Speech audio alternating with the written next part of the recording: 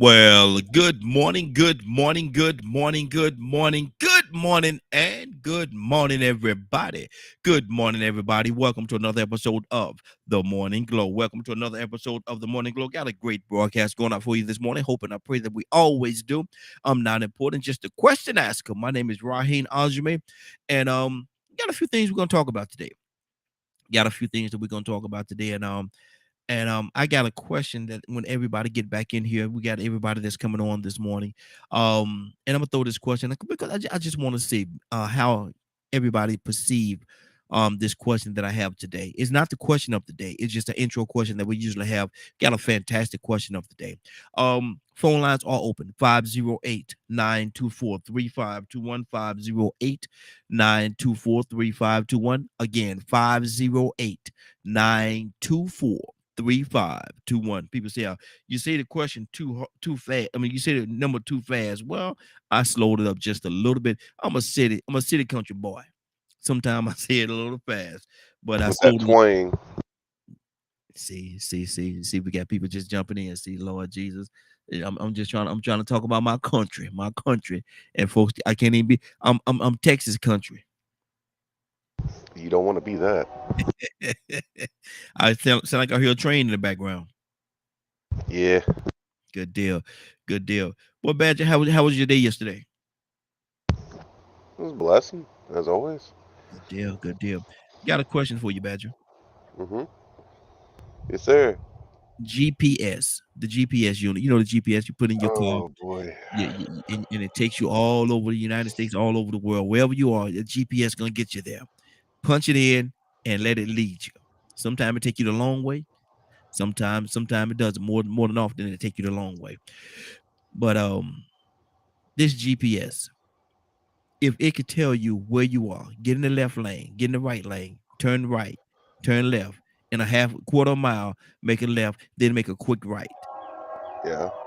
The GPS. Is that another way of Big Brother keeping up with you?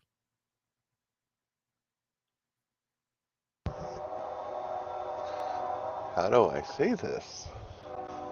Uh, this train. Um, it, it, mm. Boy, I got at Well, this point. no, I mean, my answer is straight up, yeah. I'm sitting here because I've posed that question to people before. They're like, Mm-hmm, no, it's just the satellite that just tells us where we going. That's all. I'm mm, going, okay. You know that whole rose-colored glasses thing. mm-hmm. Exactly. So, rainbows and butterflies and roses and Mhm. I mean, it's the whole thing. Still see that's my thing about the bloody GPS. That joke of people freaking out over the balloon. Mhm. I mean, our phones, man. Mhm. Our phones have built-in GPS. Yeah. It's interesting if you lose a phone, you can pretty much, or they say you have to cut it on, of course. No, no, you don't. No, you don't have to turn it on. You, you learn enough about technology, you learn that they can do remote things, Mhm. Mhm. and all that phone has to do is be on. Um, it's not hard to track people. Mhm. That's why it, it's interesting because like the murderers and stuff that stay gone for so long, they stay gone because they go completely off the grid. Mhm. They get caught when they go back around technology. Mm. Quite interesting, ain't it? Yeah. Yeah. That's how they find them. That's how they find them. That's exactly how they find them. And so my whole thing is right here, man. That GPS is that another is just another tracking device. Yes, it's showing you where you can go, how to get to your destination, but is it also tracking you? Toya with a T, good morning, young lady. How you doing this morning? Good morning. How y'all doing? Hey, doing good, doing good. Always good having you, sis. We missed you yesterday. Oh yeah, thank you, Raheem. We miss you, man. When you ain't here, we miss you. I'm gonna go ahead and tell you. I'm gonna look at. I didn't tell you Well, that, but I I didn't tell miss you that, but y'all we miss you. too, but I still said thank you. You welcome. Look, you What welcome. That's the country coming you, out of me. You welcome. you That's know the what country. I'm thanking you for? What's that? Because you prayed for me to get the job, and I got it. I I started told my you, first girl. day yesterday. I told you was gonna I get it. forgot to tell you that. Wow, Yes, I congratulations. am the new Mm, restaurant manager for wow. Virgil's Gullah Gucci Kitchen Mm. in Atlanta, Georgia. Go ahead, girl. I Yes, he knew it. did that, and you did too. Thank you Mhm. so much, because Welcome. I was getting ready to take a left turn on. Oh, y'all, boy, what, Look here. baby? Look here. Won't God Well, do it? Won't He do it? yes, he will. It's something about that 11th hour. That 11th Yes, hour. it Something about that is. I 11th mean, hour. he played games. He waited 11 hour, 59th minute, 58th second. Like, come on with the jokes. What? Exactly. Exactly. He'll do But it. yeah, he done did it again. So yes, I'm really excited for what's about to come. Good. Thoroughly this year, I can barely contain myself. But Mhm. yep, that's why I'm up early. So I'm like, while I prepare myself for my day, get online with y'all. So yeah, Good, I good. miss y'all too. Hey, congratulations, sis. You definitely deserve it, man. You Yeah, thank definitely deserve you. it. And they don't know. They don't know. They don't They even don't. know, but they They finna don't know. find out. They don't. Look, they don't know. Finna find out. Don't tell them nothing, right? I'm gonna go, I'm gonna go ahead and say they don't know. Bless their heart. Bless their hearts. They learn. They gonna learn a little bit at a time, but we gonna get it Exactly. together. Hey, look at they gonna learn just like you eat an elephant, one bite at a time. One bite at a time. I'm gonna give them little bites though. There you It's gonna go. be like chips. They're not Exactly. gonna be the whole cookie. That's it. That's it. Toy, let me ask you this question. That GPS that we use every day, when Right. we're going somewhere, we don't know where we're going. We punch it in the GPS, it takes us there. Right. Though it does do that. It does do that. Sometimes it take you the long way, whatever. But my Yes. thing is that also like a tracking device for Big Brother to keep up with you? Absolutely. Absolutely. It's just a more defined tracking device because Hmm. they've already been tracking us. You Yes. understand what I'm saying? We take for granted civilization's been around for more than these last little couple of years. That Hmm. these little puny little computers we coming up with are Yep. able to track humans. We used to do this by horse, bounty Hmm. hunter. You understand what I'm Yeah. saying? Yeah. Humans are the original computer. We create computer. The computer don't create us, Hmm. right? Exactly. Come on. So of course Hmm. we have that innate thing in us. But Hmm. when it comes to technology, now it's a more clear and defined positioning and precision when it comes to this whole GPS tracking. You Hmm. understand what I'm saying? Hmm. It's just a bigger plan.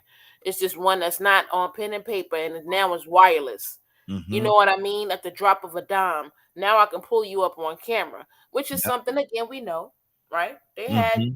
things like this before they exposed it to us with the military and things like that. You know what I'm saying? So we really behind. So now we really need to be forward thinking and say, what do they got ahead? Because if this is what we dabbling with, and Hmm. we really just got this, we the civilians, Hmm. what the Yeah. last 1995, Hmm. 30-ish Exactly. years, Yep. right? But they been had it, right? So if this is what we got right now, what are they operating Hmm. on a real level? You understand what I'm saying? So absolutely, this tracking device, they want to know. That's what we do with our pets, that we have Hmm. our little electric Come on. necklace leashes on. Yep. And Yep. if we tell you to sit down, let me tell you what we're gonna make you do because we the master. I mean, I'm just saying. Mhm. Mhm. Wow.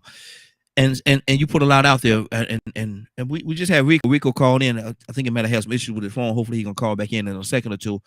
But Badger, what did you say to that, man? And that's true because we put the little tracking device on our pets, and we could zap them when they barking too much. We could zap them or whatever through that necklace and all kind of things we could do to control them. Is that a humans next when it comes to stuff like that?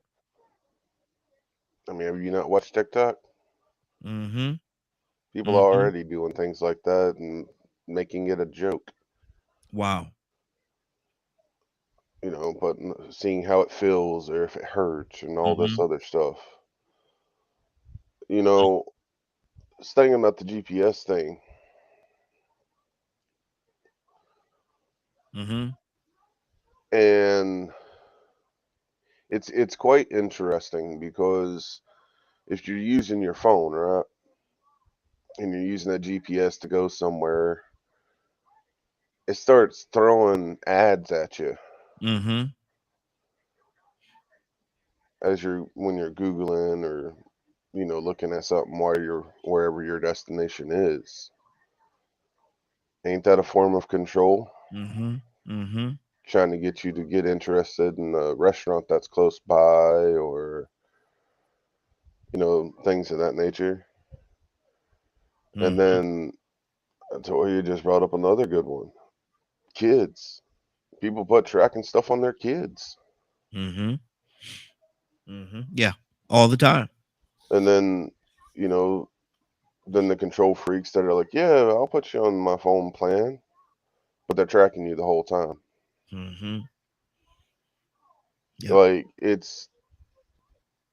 I think a lot of people want control of other things because they've realized that they are in an extreme thought process of wanting to be able to control something. Mm-hmm. Some people feel like life is out of control. Is it? I don't think so. Mm. Mm. Everything has a design. Everything's for a reason. Everything's for a purpose. We might not understand it or get it. Man, Mm-hmm. I swear Toya can read my mind sometimes. Because I was actually having that song go through my head Mm-hmm. because I Mm-hmm. was listening to it. It popped in my head too. Yeah, just yesterday, just like yesterday, I was listening to it, and I'm sitting like the songs that Michael Jackson was writing before he died, that's a whole ball of wax. Or was killed. Yeah, and Robin Williams and who was it? George Collin. Mm-hmm. Yeah. You know, all of them were telling us things, Mm-hmm. and from GPS to even the cartoons of today. Like it can be kind of scary. You have to be aware of everything. You Mm-hmm. really do. Yeah. Um, it's man, dude. This question is so deep, and the scary part is that there are those of us that know. There are them that kind of sort of do, but they don't really put too much stock in it. And then there are those that it don't matter if you can present facts, they're just going to ignore it. Mm-hmm. They don't want to believe it's true. Wow. Wow. So you would have talked to me, sis. This whole tracking thing, man. How they control and manipulate and use us with technology. Is it real? Is it real? Come on. Hey, I gotta Nah, ask it's the question. Memorex. Too I many gotta people ask the don't know question. about Memorex. Exactly. Is it live or is it Memorex? Right. Mm-hmm. Um, so like, I mean, yeah, I guess, this is the degrees of control. We keep forgetting it's levels to this. And Mm-hmm. if we, again, that's that innate something that wants to control what someone does, like Badger just said about the children and about the dog. We don't want things to be in a natural element. We want to control things and we don't want to acknowledge it. That's why it's kind of so easy to go along with government, but then at the same time, it's not easy to go along with government because this is Mm-hmm. this thing inside of us that we have for control that needs to be balanced, right? And I think that if we take this thing back from a human perspective and then zone in on an American perspective, we have to ask the question, is it really for the balance and to maintain, or is it for the agenda, right? Is it for the power, right? Is it for the money? Is it for the fame? Like, there's something behind this aerodynamic, and then there's just things that come with the aerodynamic. And what's the agenda behind it, I think, is the problem, right? So let me throw this at you. Is and I love where you're going, and I want to throw this little tidbit in there if I can. This control that we're talking about, can it be a good thing? Or there's some people that needs to be controlled? I mean, well, that was the purpose of government from a God perspective, I thought, right? Yeah.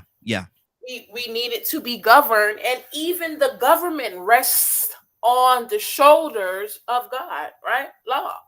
Come on. And this dominion is what we take and use. And even when we look at it from different countries, it's how we use it as humans. You know what I'm saying? Mm-hmm. It just depends on how we use that. Again, it's about the agenda. You know what I'm saying?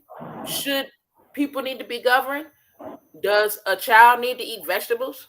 Mm-hmm. You know what I'm saying? It's like you don't have to eat vegetables, but there's going to be a consequence with that, because now you're not doing things to protect the body.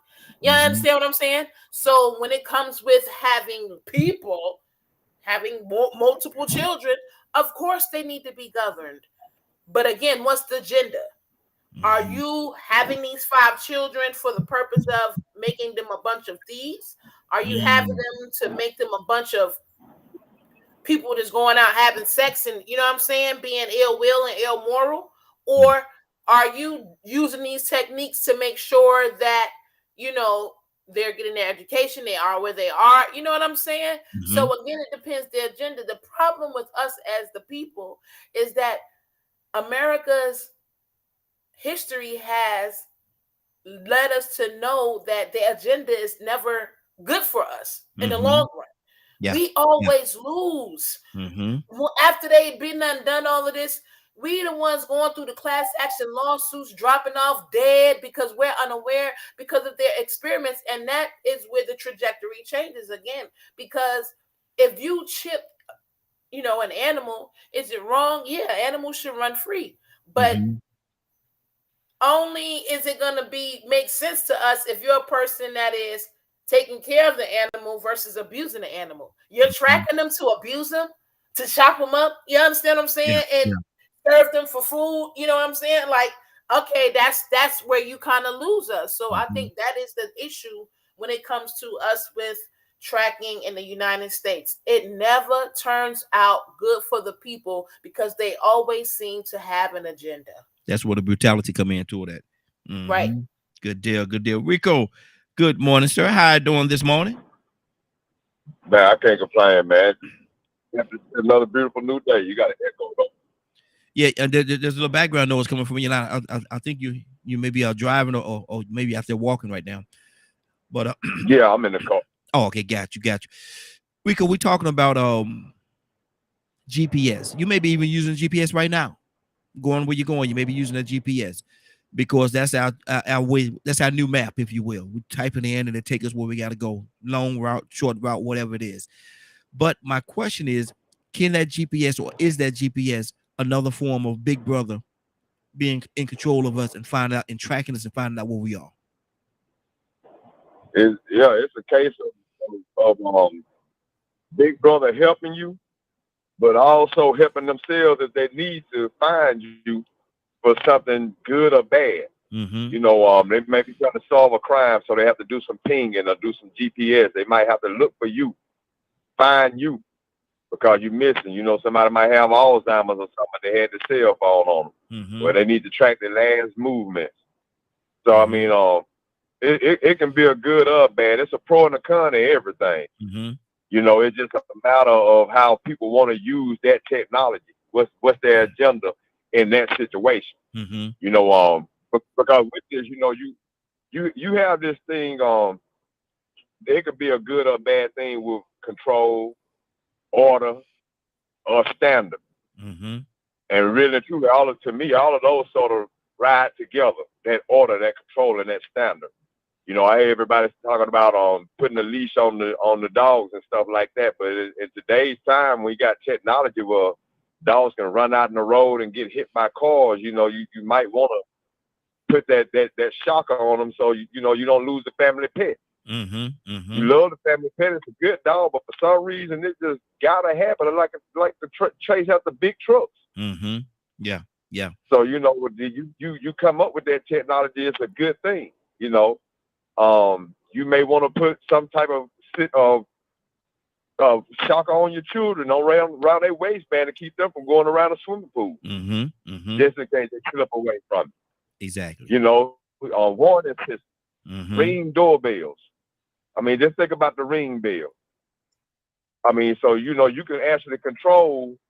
You can't really control who comes to your doorstep, but you can actually have access to know who has come up on your doorstep Mm-hmm. any time of the day. You got the control to say, well, you know what, man, I know now for sure. So I mean, you know, there's a good side and a bad side to it, you know. But the thing is people have to understand that in order to try to get some control that they don't have any, they didn't create. I put it Mm-hmm. this way: this is some type of technology they're trying to access to get control. They also have to give up some control. Mm-hmm. Mm-hmm. So, you know, Bassett mentioned earlier with the apps, you have to give up so much access to your personal information. Now, you might have control over whether or not you want to give them that access, but once you give up that access, then you don't have any control of who they pass that information on to. Mm-hmm. Mm-hmm. So it's, you know, it's an unconscious thing, you know what I'm saying? But depending on the agenda, if it's something healthy or positive, or if it's something that somebody is doing with being sinister or coming with some malice, you know, it all comes down to control. Maybe it's control order or control disorder. Mm-hmm. Mm-hmm. And a lot of times, even with the Ring, you mentioned the Ring there. A lot of times with that Ring doorbell, they come to you, they say, could we use the footage? They ask you that question, could we use the footage? There was a crime committed on your street. Can we use the footage of your Ring doorbell to apprehend the suspect? They asking you, man, but they're gonna use it anyway. If they want to use it, if they want to use that footage or whatever it is that come off your Ring, they don't have to ask you, man. They're gonna use it anyway. That's just what they do. I guess they try to be courteous in asking you, but even if you say no, it's still not gonna stop them from using it. We got a couple of people that just came in. We got Mr. Hicks with us this morning as well. I can't wait to speak to Mr. Hicks. I hadn't spoke to him in a minute, but right now, next on the totem pole is Leonard. Leonard, good morning, sir. How you doing this morning? Good morning, Raheem, and the Morning Glow family. Leonard, what do you think about this whole GPS system that they use? It's very convenient in letting us, allowing us to get to where we need to go. It's very convenient for that purpose, but is it also a means of Big Brother keeping a tab on us, knowing where we are, tracking us, if you will? I think it's a great system. Mm-hmm. I don't have no issue with it, and a lot of people who do have issues with it, they should be aware that the government not wasting no time looking for you. Mm-hmm. What would they be surveilling you for? I've been surveilled before. Mm-hmm. That's why I don't really care, because one, it's easy to get information. You can tell it's great for what we use it for. Mm-hmm. However, if someone else, the person who's paying the tab, that's the agenda that they're using it for. Mm. You know what I'm saying? Mm-hmm. So if this is still voluntary. So if you don't want it, you can get rid of your phone. Mm-hmm. But you're going to obviously do something else. If you're connected to the internet anyway, you can be tracked. Mm-hmm. But do understand that if you ain't doing nothing, no one has any reason to track you. But see, my whole thing is my whole thing is this right here, though, Leonard. Yeah, though it is true what you said, you can be tracked, but what if we don't want to be tracked? What happened to the freedom? What happened to the freedoms? The freedoms that this country supposed to afford us? Still do what you want to do. Mm-hmm. But they gonna track us. Not something you think about. But they're gonna track us in the process. Like you say, there has to be a reason to track you. Mm-hmm. You should worry more about the reason why you don't want to be tracked. Mm. Now, you can do all the wrong in the world. You don't see any crime stopped really, or it hasn't gotten better or whatever. So they ain't using it for the, the best reasons. Mm-hmm. It's just what's popular.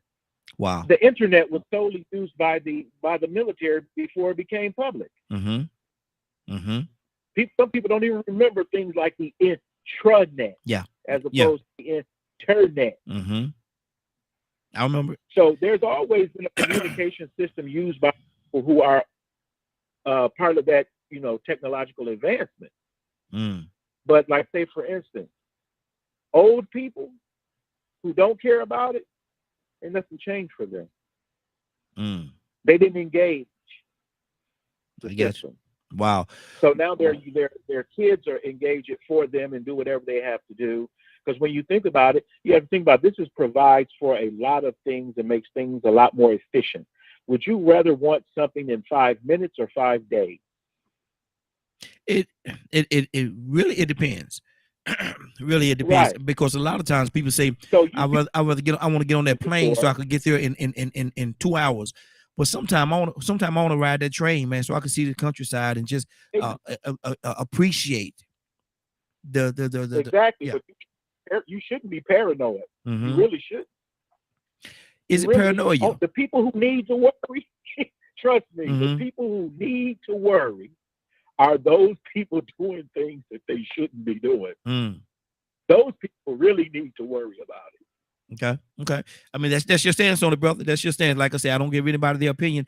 Everybody have their own. But let me go right now to Mr. Hicks. Mr. Hicks, good morning, sir. How you doing this morning?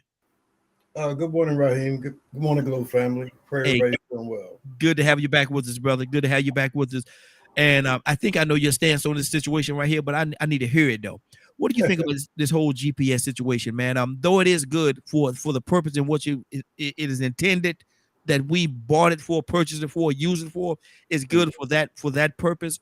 But is it also a mechanism that Big Brother used to keep track of us? Man, it's like almost everything new technology is good and bad on equal sides of it.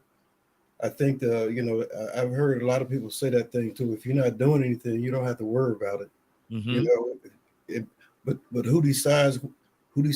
Some powers that be decides when what you're doing is not what they agree with. Mm-hmm.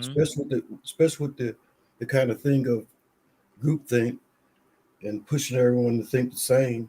Mm-hmm. So sure, they watch, NSA show they getting everybody's everything. And then they're not walking around following every individual person, but when they get a pick, when they decide they want to look at you, they can go back now and look at everything you've done for the last 30 years that you've been on the computer. Wow. All your texts, all your things, they can single you out now and get you, because if you got DVDs in your house that are bootleg, that's federal. They got so many laws and rules that when they decided when the powers that be decide, I want to get this guy or get this woman or get this person, they can pull up all the records they got, all their phone calls, all their text mails, and find somewhere that you broke that but then on the other side of the thing, I'll tell you this here. I found it's so convenient traveling to places where you're not familiar with the cities or the mm-hmm. traffic. Just punch your address in and actually give you the routes and tell you access on the way. Mm-hmm. So, but there's no stopping this world ruled by the enemy. Scriptures say that this world, that Satan, Satan is the god of this world, and mm-hmm. the God is omnipotent. He's mm-hmm. all presence. Mm-hmm. So through technology, the powers of being are trying to gain that status. And they will get it. They will have it. But the tide is turning. Mm-hmm. I feel the tide is turning. Mm-hmm. People are waking up.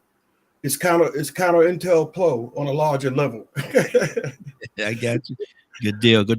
And see, that's the thing right there, man. There's go down the street, go 2 blocks, turn left, turn right, make a quick left. It it know exactly where you are. You know, Yeah. that satellite is amazing, brother. Ryan, Yeah. good morning. It is Ryan. Good morning, sir. How you doing this morning? Good morning, Ryan. Good morning, Glow family. How y'all doing this morning? Hey, doing good, doing good. Good to have you, brother. What do you think? What are your take on this whole GPS situation, man? What is your take on this whole thing? Let me kick it to you old school. Benjamin Franklin said, those who would give up essential liberty to purchase a little bit of safety deserve neither. Mm-hmm. Let that roll around in your brain a little bit. Wow. Wow. Mm-hmm. There's stuff out there that average citizens don't know about. And I didn't learn about some of these things that existed until I became law enforcement, right? Mm-hmm. You ever heard of a predator tower? Most people haven't. Mm-hmm. Predator tower, it looks just like a cell phone tower, but it's set up by the Fed, and you drive around, and when you connect for a text message or you connect for a phone call, it goes to that predator tower first. Mm-hmm. Downloads all your contacts, all your text messages, all your emails, Good Lord. and then it will go ahead and connect your call and record your call. Mm. A lot of people don't know that exists. They probably gonna come knocking on my door later today for spilling the beans on the internet. Wow. But yeah, it's all kinds of crazy stuff out there. And a lot of people don't realize that these acts that the government gets, these are all tucked away in legislation that you vote on every time it pops up. That's right. But because people just don't read, they don't pay attention to what's going on, they go ahead, yeah, let's do that. Let's do that. Let's get that through. And then all of a sudden, thank you. While you off looking over here at Chinese balloons in the air, we're going to do this over here. Yep. So, like, you know, just to drop the bomb, no pun intended, Russia just tore up their nuclear arms treaty this morning. So you better believe they're going to be looking at everybody. Any kind of questionable comment, text message, phone call is going to draw a red flag right now. It's scary. There's a lot going on, man, and like you just said, brother, there's a lot going on behind the scenes that a lot of people would never know. Like I said, the diversionary tactics that they use, like that China balloon or whatever they call it, they get your focus over here, and they're destroying you over there. Cassandra, good morning. How you doing this morning? Good morning. What do you think? We're talking about the GPS, Cassandra. We're talking about the GPS situation and how a GPS is very good for the intent of what we purchase it for, to take us and guide us to where we're going, to places we may not know where they are. So we punch the address in and they take us there. Go down the street, make a right, make a quick left, then go down 2 blocks to make a right. Your destination is on the right. All that's good. But is it also a way of a big brother being able to keep tabs on us, tracking us? What do you say, Cassandra? Big brother been keeping tabs, and anybody that doesn't realize that, then you're being naive. You're not going to get away from technology. They're going to know where you are. I don't care how much you try to hide, and I'm not going to put in this information so they don't know. These people, you're not hiding anything. If they want to know something about you, they're going to find out. So if you don't want them to find out, then don't do nothing wrong. If it's illegal, don't do it, because you can get caught. So I don't have a problem. I really don't. I just, we spend so much time. They trying to listen to your conversations. They've been listening. They've been listening. So there's nothing new. And it works, because I've seen cases where people were in court and they told them, no, this is the text message that you sent. This is how we know you did that. So, you know, I don't know. I don't care, because I ain't doing nothing that they can't hear or they can't see. This is totally a technological world. And if you're going to live in it, the reality is, stop the conspiracy theories and know that yes, they do hear, they do see. Bottom line. Wow, that's good. That's good. Toya with a T, talk to me, sis.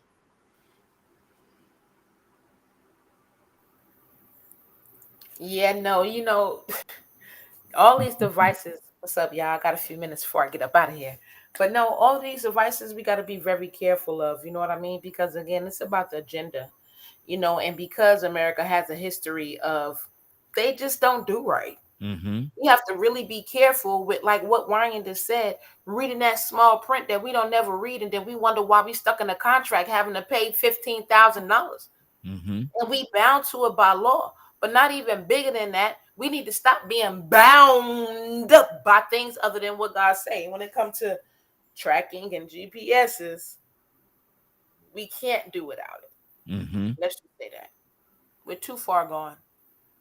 We're not going to get rid of our phones. We're not going to get rid of our televisions. We're not going to get rid of the things that they have installed and implemented everywhere to be able to carry out whatever the agenda is. So now what is our next move? So we're being tagged and tracked. Again, what is the purpose, right? What is our agenda, right? Isn't that the second part? Because now this is what we have a leg to stand on. Now, it's only a conspiracy theory until it's proven so. Like, I'm not going to say that because I don't want no problems with the broadcast where I go. But we just really have to be honest with who our government is. Yeah. And when they begin to take things into their control, it is factual.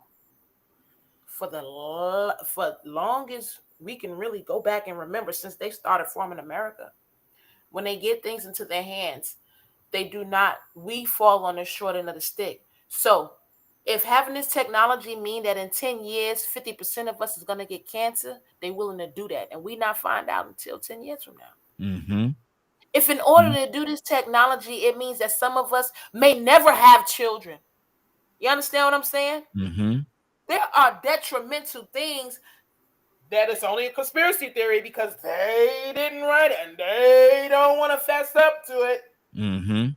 Come on. But there are things that are going on with this technology that they want to use the power that we are not protected by. And only the ones that know what the consequences are, like Ryan just said, when they set up a plan, I bet you they teach them preventative measures to go along with that. We out here blind. So again, you know what I'm saying? Be very careful with what our government puts their hands in because it's not a conspiracy theory. The things that they have done once they've taken control over something that they said was for the people. Absolutely. Rico? Yeah, man. I mean, it's like I said earlier, it's a pro and a con to everything.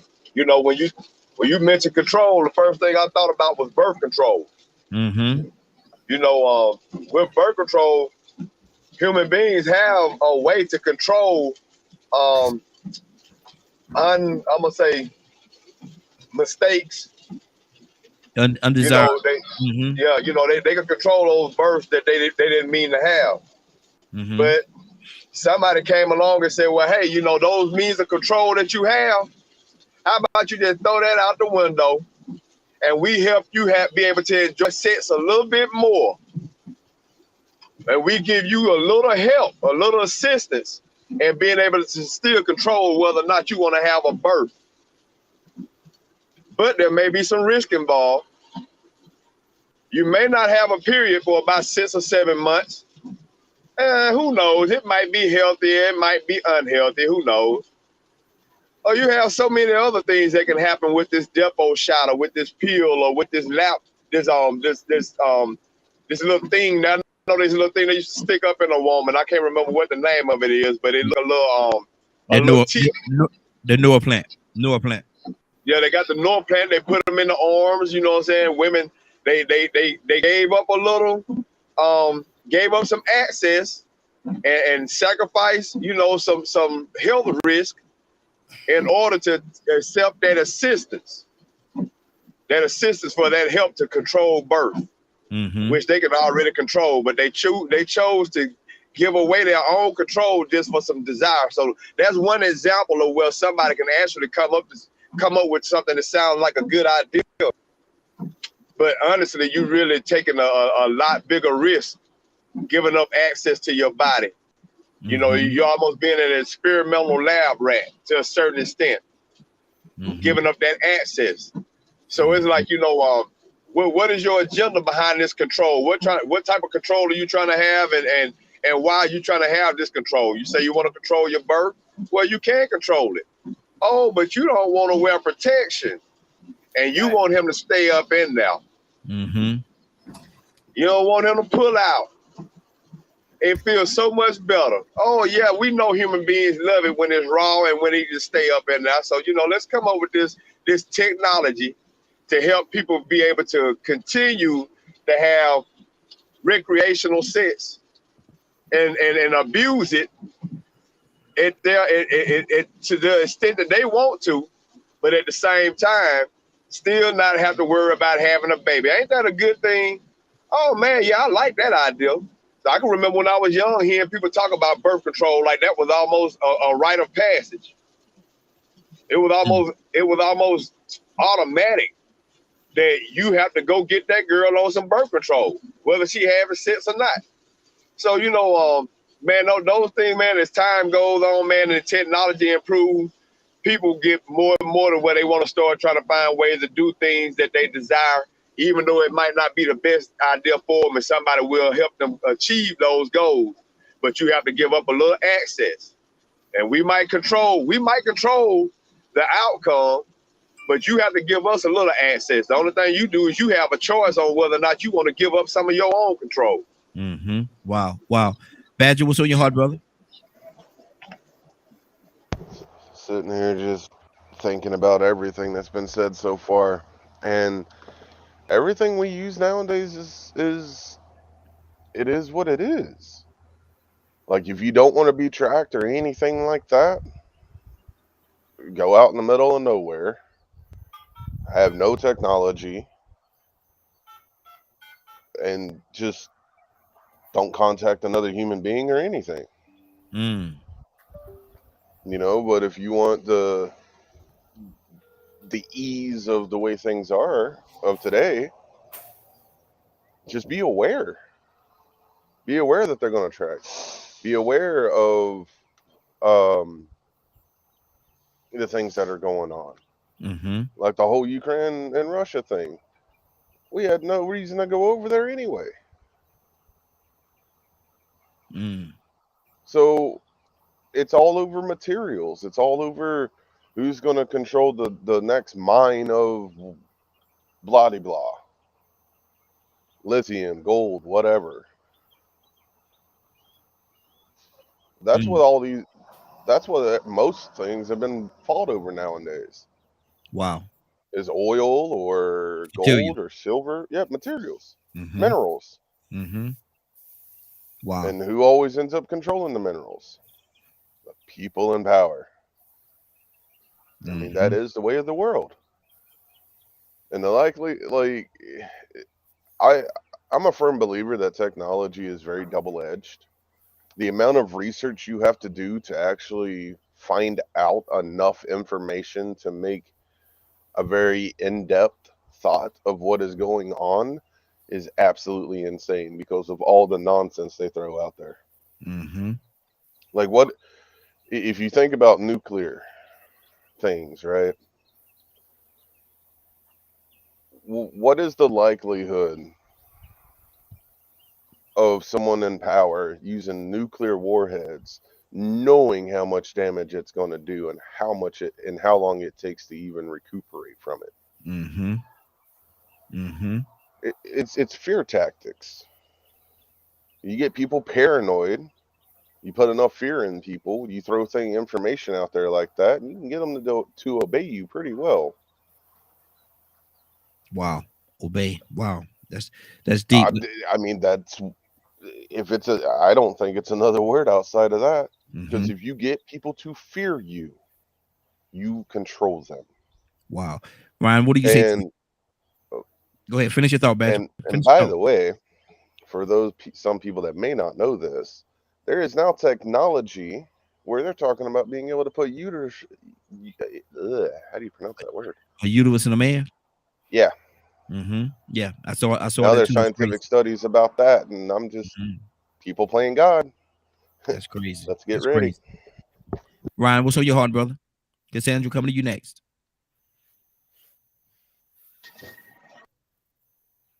Ryan, you there? Yeah, my mute button wanted to play games.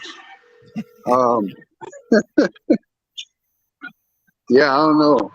It's like I said in chat, people was all up in arms with the shot, which, you know, whether you want them or not, I didn't go there. But they up in arms. Oh, they finna put tracking chips in the shots. What do you need to do that for?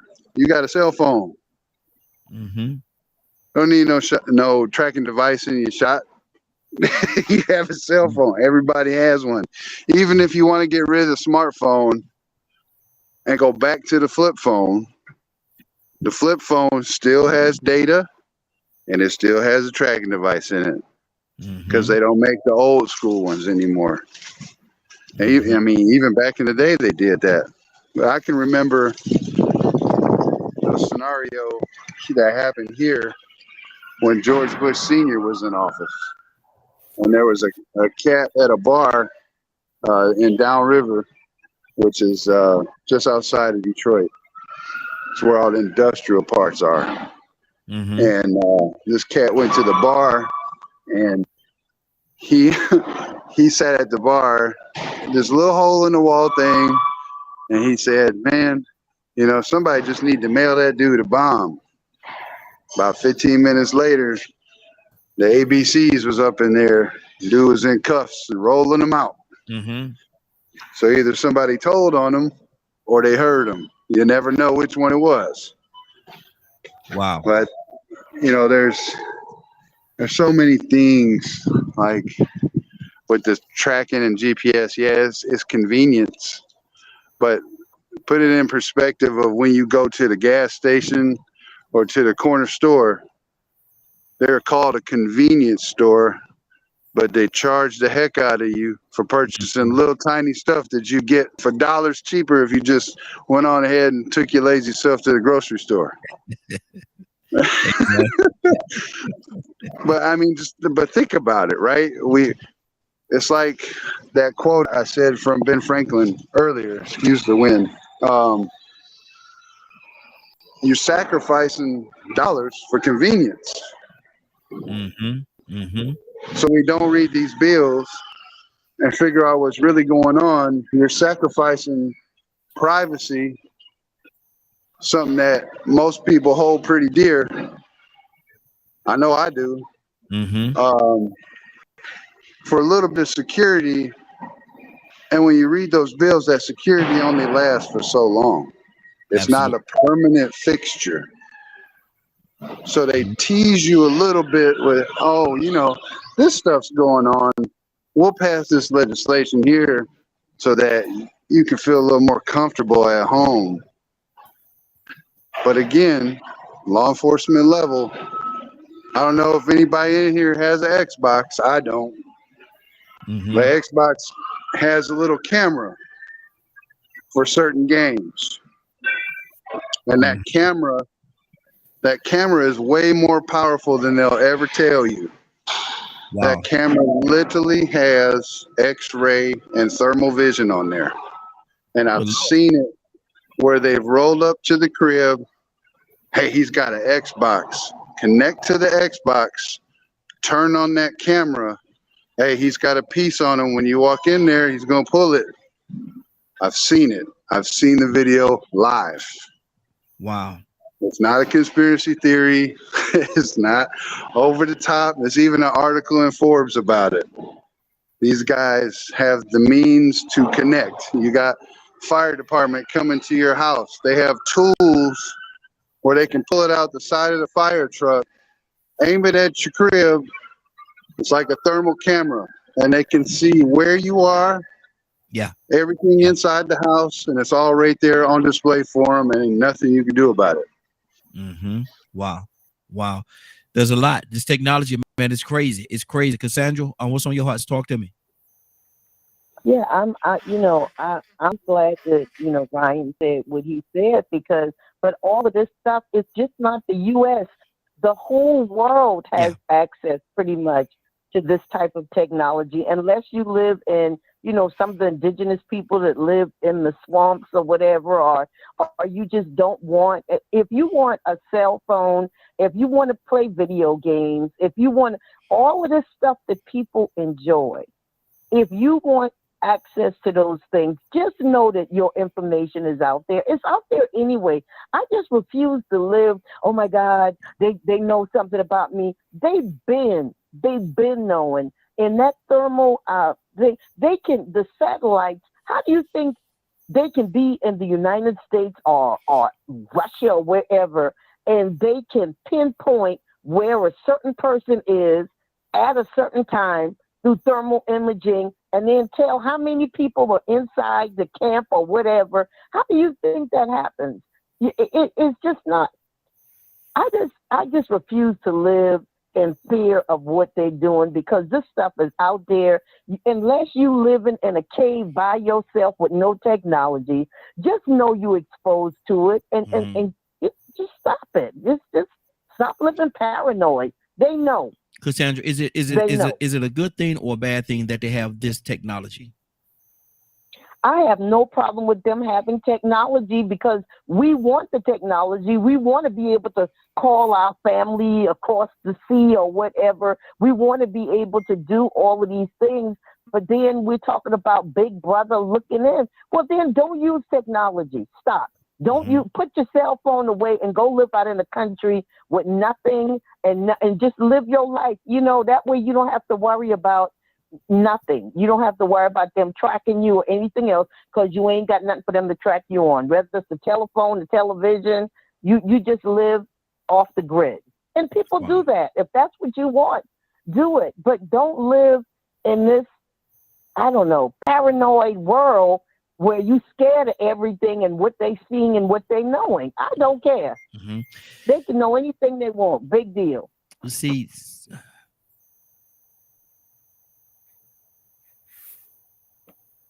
there we go. You see what I'm saying? I knew it. Certain things you just cannot talk about. Cause we gonna freeze up. Can I speak? Well, we froze, huh? Yep, that's not surprising with this Got topic. him. I was thinking about that thing that Cassandra said about conspiracy theory. That whole concept, that whole word was created around the Kennedy assassination. When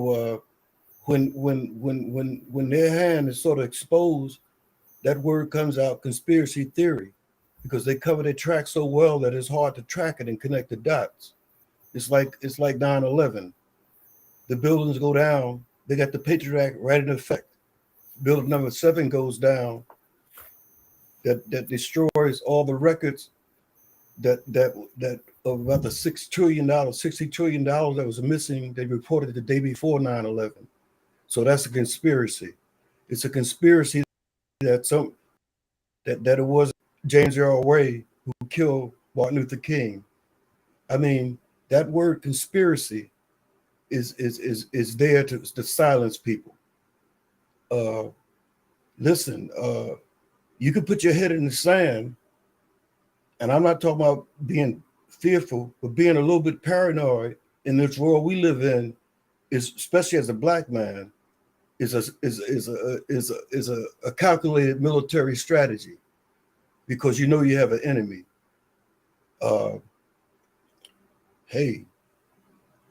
So the answer for me, when I put down my weapons and put down my military kind of mind and the desire to seek revenge and retaliation, it was I had to find a higher power.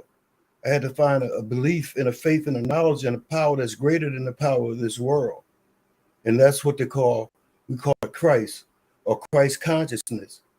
You see, I believe, it's my personal belief, that we could be in this world that's falling down. There's nothing going to hold it up. It's falling. There's no holding it up. Too many leaks. But we can strengthen our spiritual qualities, strengthen I think about all these abilities that we have in latent inside of us that was deposited by the Creator, the source of our being. Well, once we could tap in that, it guides us in a way that guides us away from destruction and into a peaceful situation, even in the middle of war. And we are in a war, and this war is fought in the mind. It's fought between our ears, our state, our mind states that's created by our past, by our parents, by the society and everything around us, trying to find that space to find out the power that we have inside of ourselves to speak, and it becomes true. Said our word will not come back void. So what is that? Is it true? Is it true that we have the power to repel the enemies and drink poison and not die? Wow. Okay, you're back. All right, question answer. No. Go ahead, brother. I was listening to what you were saying. You were talking about how the money, all that money got missing and stuff like that, doing the thing. And you were speaking about conspiracy. So yeah, I can hear you, but they kicked me out though. Okay, but it's like to be, and I've been around that all my life. I've been around because I don't know if it's something I did or something I can't even attribute it to myself, but I always had this ability to see. Mm-hmm. We always have those among us that can see. Mm-hmm. Mm-hmm. And just being involved in on the other side of the law, and living on the other side of the law with the stress that brings on your life, with the confusion it brings.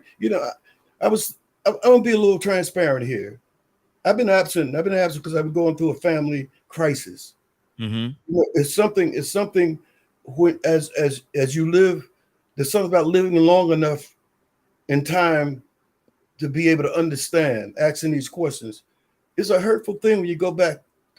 Rico mentioned the thing about the abortion and the pill, which transferred the whole society, because now the power was put into the woman's hand of when she would conceive, mm-hmm. or by whom she could conceive.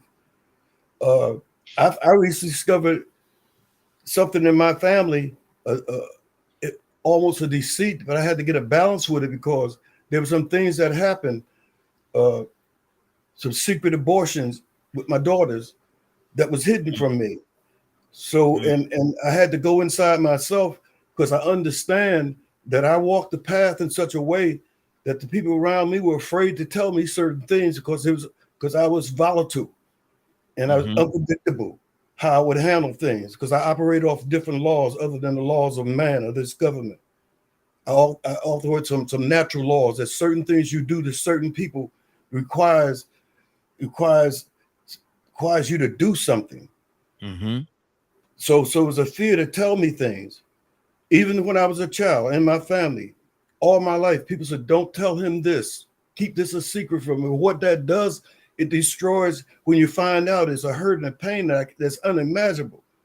But taking it off the other person, I had to look at myself and say, look, this is the way I walked. Mm-hmm. I carried myself this kind of way. If they would have told me that then at that time, it's highly probable that some people would have to get off the count of this population count. It'd have to be decreased by some people. Wow. But that's being God. That's Mm-hmm. taking it in my hand. And that's me looking out and saying the problem is other people and not recognizing that it was me. Wow. I created this. I'm passing it, Mike. But Good deal. It's so much tied up in this theme, and we actually have Captain with us this morning as well. Captain, good morning, sir. How are you doing this morning? Hey, good morning, Ryan. Cap, we're talking about the GPS, and it's very convenient for what we intended for it to do for us. We want to go to from here to wherever we want to go to. We type an address in there and make a right, 2 blocks, make a left, quick right. Your destination is on the right in quarter of a mile or whatever it is. So it's very convenient for that purpose. But is it also a way of Big Brother keeping a tab on us, keeping and tracking us in a certain way? Does it also work in that in that area? Toya, would he come to you next? Well, thank God for the GPS. I don't know how we made it without it, but of course, you had to be a good map reader back in the day before the GPS. But I don't think we have to worry about Big Brother tracking our every movement, because we tell Big Brother every damn thing in social media. They don't track us. We tell them what's happening of our personal lives on Facebook. We tell them what's happening in our personal lives on Instagram. We tell them our personal lives on TikTok. Man, they trying to run from all the information we giving them. You know, so, you know, I think that's just a paranoia that we exist. Sure, there's no question. They can read the label or the sneaker name of your sneaker all the way from a satellite. Wow. But couldn't tell you what was those balloons or what was those objects they shot down. They couldn't tell you all of a sudden what they couldn't see. So, you know, they send out mixed messages, but they could send a drone halfway across the world from somebody sitting in a room in Nevada and could kill somebody halfway around the world with pinpoint accuracy, and we worried about if they know. I remember the Honorable Elijah Muhammad said if you can look at a television, then that same TV can look in at you. Well, that's true now. Everything that you do, they can see what you do. There's no question about it. If you have a smart TV, they call it a smart TV for a reason. I think they have to be that number one snoopers in the world because they have to be ahead of terrorism. It seems like every time there's a mass shooting, they either tell you they will monitor the individual, they have this individual, but they never catch the individual. But I heard Sister Cassandra say, I'm not going to worry about it. Whatever they want to know, they just know. If you ain't got nothing to hide, what you got to worry about? All I say, just don't get butt naked in front of the television. That's all I'm saying. But other than that, you know, hey man, it is what it is. We tell so much about ourselves, they don't have to snoop. All they just have to do is just get on the phone and listen to a good gossip subject. And you know people like to gossip. Oh yeah. Tell every doggone thing about their business. So hey, thank God for modern technology. It has this up, it has this down. But man, if they want to know something about you, just tell them to tap your phone like they do, and you're gonna tell them everything about you, and then some. Exactly. That's what's on my heart right now. Good deal. Toy, you with a T? Rico, come to you next, brother. Rico, like he froze up there though. Toy, you there? Yeah, Rico does look like he froze. Yeah, we still on this technology thing? Yes. Yeah, no, it's too much. You know, to each his own, right? Like I said, I'm not worried about it. I'm not doing anything, but I don't need a GPS. I'm the type to turn myself in. So it don't really, I'm not gonna make you come running for me, you know. But again, when you start to violate people's rights and feelings, when you use it to blackmail somebody, when you use it to manipulate someone's life, you know what I'm saying? And we gotta be real about stuff like this. When you use it to plot and plan and make something be that is not to get somebody, you know what I'm saying? That's when you start treading in thin water, just like everything else. You know what I'm saying? It's a whole bunch of stuff that go on that we don't know about, that we indulge in. Yeah. But again, at the end of the day, when you are using it to manipulate, extort, you know what I'm saying, and destroy somebody's life because of a lie, because of power, that's where the outrage comes in at. And we have to be very careful with, like, and I think it was Rico's talking about it earlier about the power we give to other people. For what? We got to be governed because you don't have self-control? Or do we have to be governed because they're causing things to happen, and because they cause it to happen because they want to prove to you that it needs to be monitored? So long as they can influence things to happen, then you're always going to want to be monitored because you need to be safety, because you don't feel like you can do it. You know what I'm saying? Yeah. So this is the spiral that I feel like we go through in America. If there's an agenda, you're going to influence the agenda. And then once you influence the agenda, then, oh, that's why you need us. And then when you need us, you go and do all these other kind of things. And again, we the people get the short end of the stick. Mm-hmm. You understand what I'm saying? Mm-hmm. There's also a class of people. We was talking the other day. They said how some of us get sensitive. And I'm going to use this example. Let's say about color, right? They got us so distracted on color. We don't want to describe a black male. Yeah. We don't want to describe a white male. Mm-hmm. But we use these distractions instead of talking about every time you sign up with your cell phone bill, or every time you sign on to Twitter or Facebook, we get to access not just your personal information, but your credit cards. You understand what I'm saying? Mm-hmm. Like, come on with the jokes. People who are connected to you. You know what I'm saying? So yep. We have to be very careful with what they use and how others use it. And we have to just understand that we're going to be real about different levels of spiritual fight. Mm-hmm. Evil, they use this technology too. Exactly. Rico, Leonard, come to you next. You'll go back to pros and me. I mean, I love technology. But at the same time, I am aware of the risk involved with giving up some of giving up some of my rights to have those advantages, to have access to those things that I think may be an advantage. Mm-hmm. That up about birth control. Some people felt like it would be more of an advantage to them to give up their surefire way of controlling their birth and giving it to somebody else. Well, you know what? I'd rather give up my precautionary measures, and I'd rather take yours, this miracle pill. Wow. And the thing is, they sold it that way because they know the mind of man. They know mankind loves pleasure. We love what makes us feel good. So in the process of them selling us stuff, they say, well, you know what, man? Once again, let's promote the advantages to people for the disadvantages. Let's promote the pros over the cons. As a matter of fact, let's put so much writing on it that for them to find the cons, they ain't gonna even want to look for it. I ain't got time to read all the instructions and all the directions.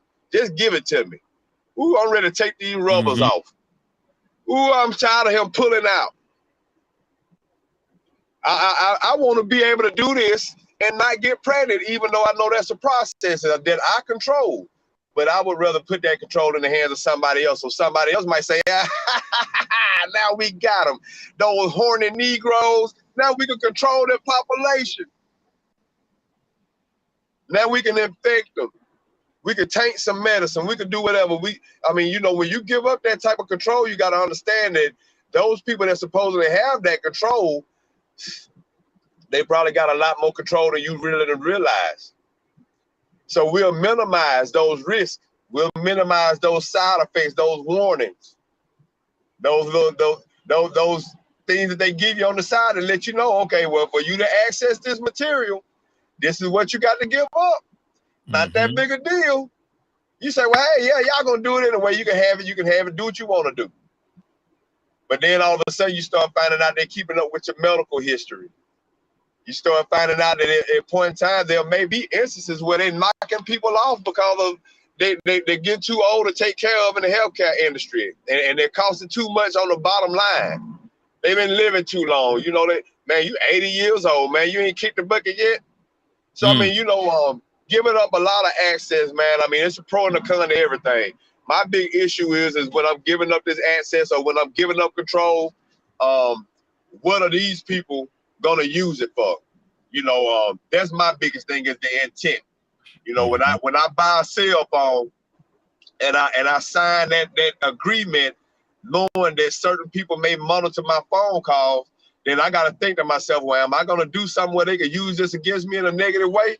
Because if I'm doing something that they could use against me, I don't think I want to utilize this. But then if I look at it and say, well, I ain't doing nothing wrong. Yeah, go ahead and monitor my calls if you're suspicious. If you suspect what you want to, all I'm doing is chasing women. You might look that.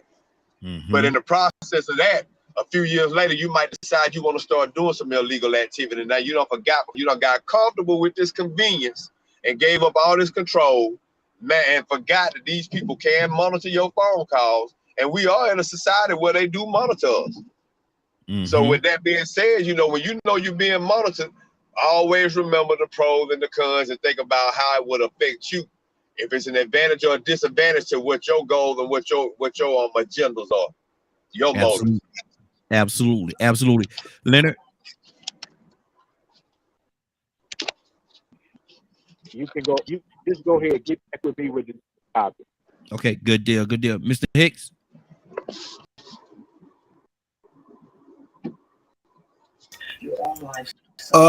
Well, go to the next person for me. I'll just okay. Yeah. Lord Jesus, Lord. Well, look, don't get scared, y'all. Don't get scared on me now. Don't get scared on me. Let me go to Cassandra. Cassandra, what's on your heart?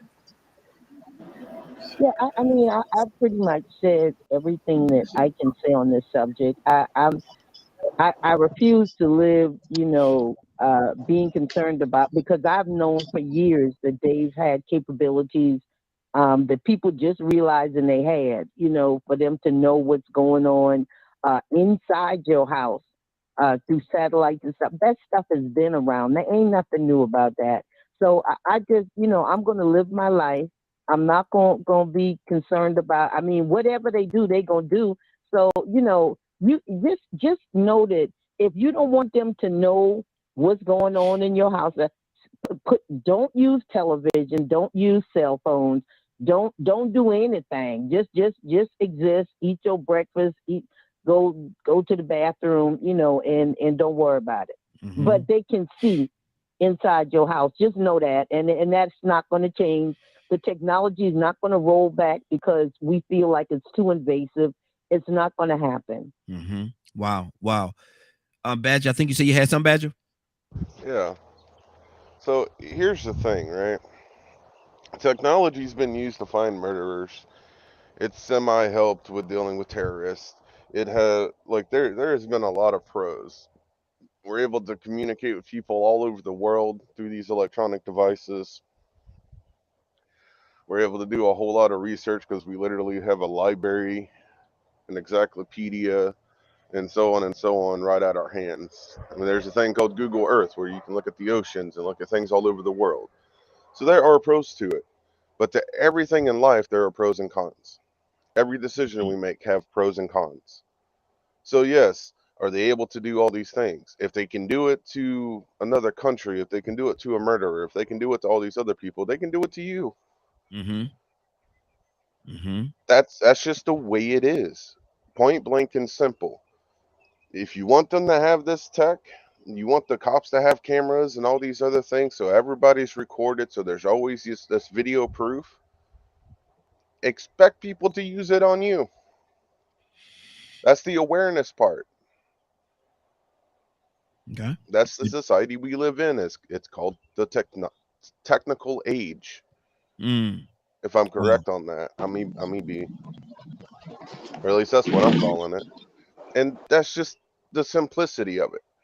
If you want them to use it for bad people, they're going to use it for you too, to make sure that you're not going to do something bad.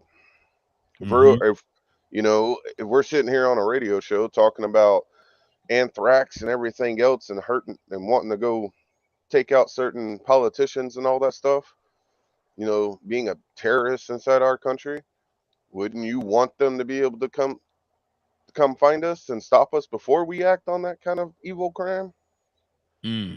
Wow. That's right, Badger.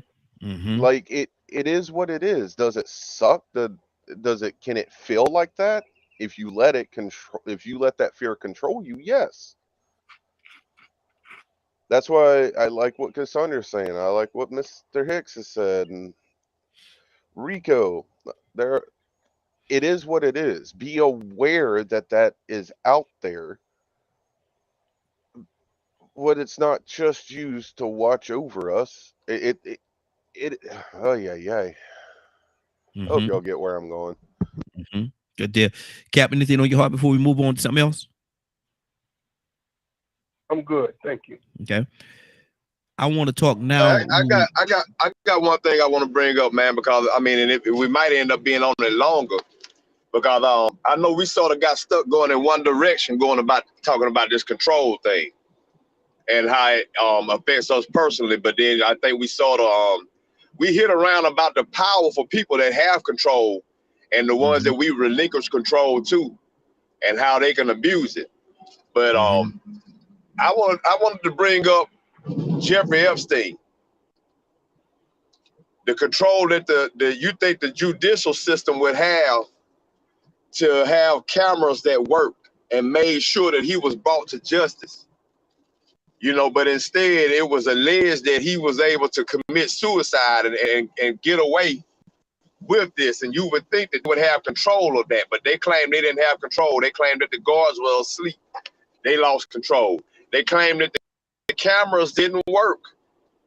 But every camera in the facility, just the 2 or 3 that was near his cell that happened to malfunction. You know, but that was control that you figure a powerful system like that would be under more control to make sure nothing like that could happen. So this man could be brought to justice for those victims. So, you know, I just want to bring that up about just the level of extent of control and how people can utilize it to their benefit, because, you know, they have got so much control and technology to where they can give you another identity and change you into a completely different person for the rest of your life. Send you to another country and give you another existence. That's a lot of control to where they could, I mean, you know, Hicks brought that up about playing God.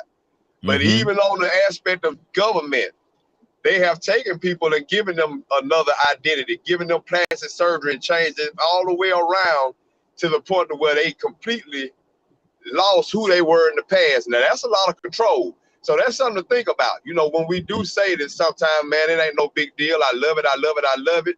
But we got to understand just how some people use this same technology that we love in such a sinister way that we can't even believe it, and they might use it against us. Exactly. And that's a whole different. Yep. Exactly. That's a whole different wing of it right there. Absolutely. Now, Rico, you actually touched on the next part of our conversation that we're going to have, and I'm gonna go to Cap. I'm gonna start off with Cap. Cap, let's talk about the history of and deal with where it started and where it is now. Similarities, differences, but the history of the police department. Well, you know, it's been in the news quite a bit. Law enforcement has taken center stage. The Memphis situation has dug up the great abuse. The authority of those in law enforcement is no longer limited to white police officer and their abusiveness of behavior towards African Americans, Black and brown people. Now we see that there are Black police officers who are just as brutal. So we're not going to play the color game. But however, because it's Black History Month, people have dug into the origin of police. And we Googled the first police, the origin of police, and Google came back and showed that the first origin of police were slave catchers. They were commissioned to chase runaway slaves, and in one of their words, and it was very interesting how they worded it, but they said that the origin of modern day policing, this is within Google, it says the origin of modern day policing traced back to slave patrol. The earliest formal slave patrol was created in the Carolinas in the early 1700s with one mission: to establish a system of terror and to squash slave uprising with the capacity to pursue, apprehend, and return runaway slaves to their owners. This was brought up in Google search on 4 levels.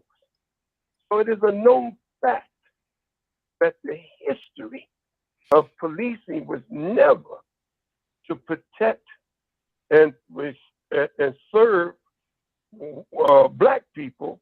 It was to protect and serve whites, but its origin, and it's really not too much different today if we take the words where they says to pursue, use the word from pursue to chase. When they take the word apprehend, remove the word apprehend and use the word arrest. And when you hear the words return back to the slave owners, return them back to prisons. So it's the same. So that's its origin. And what does it mean today?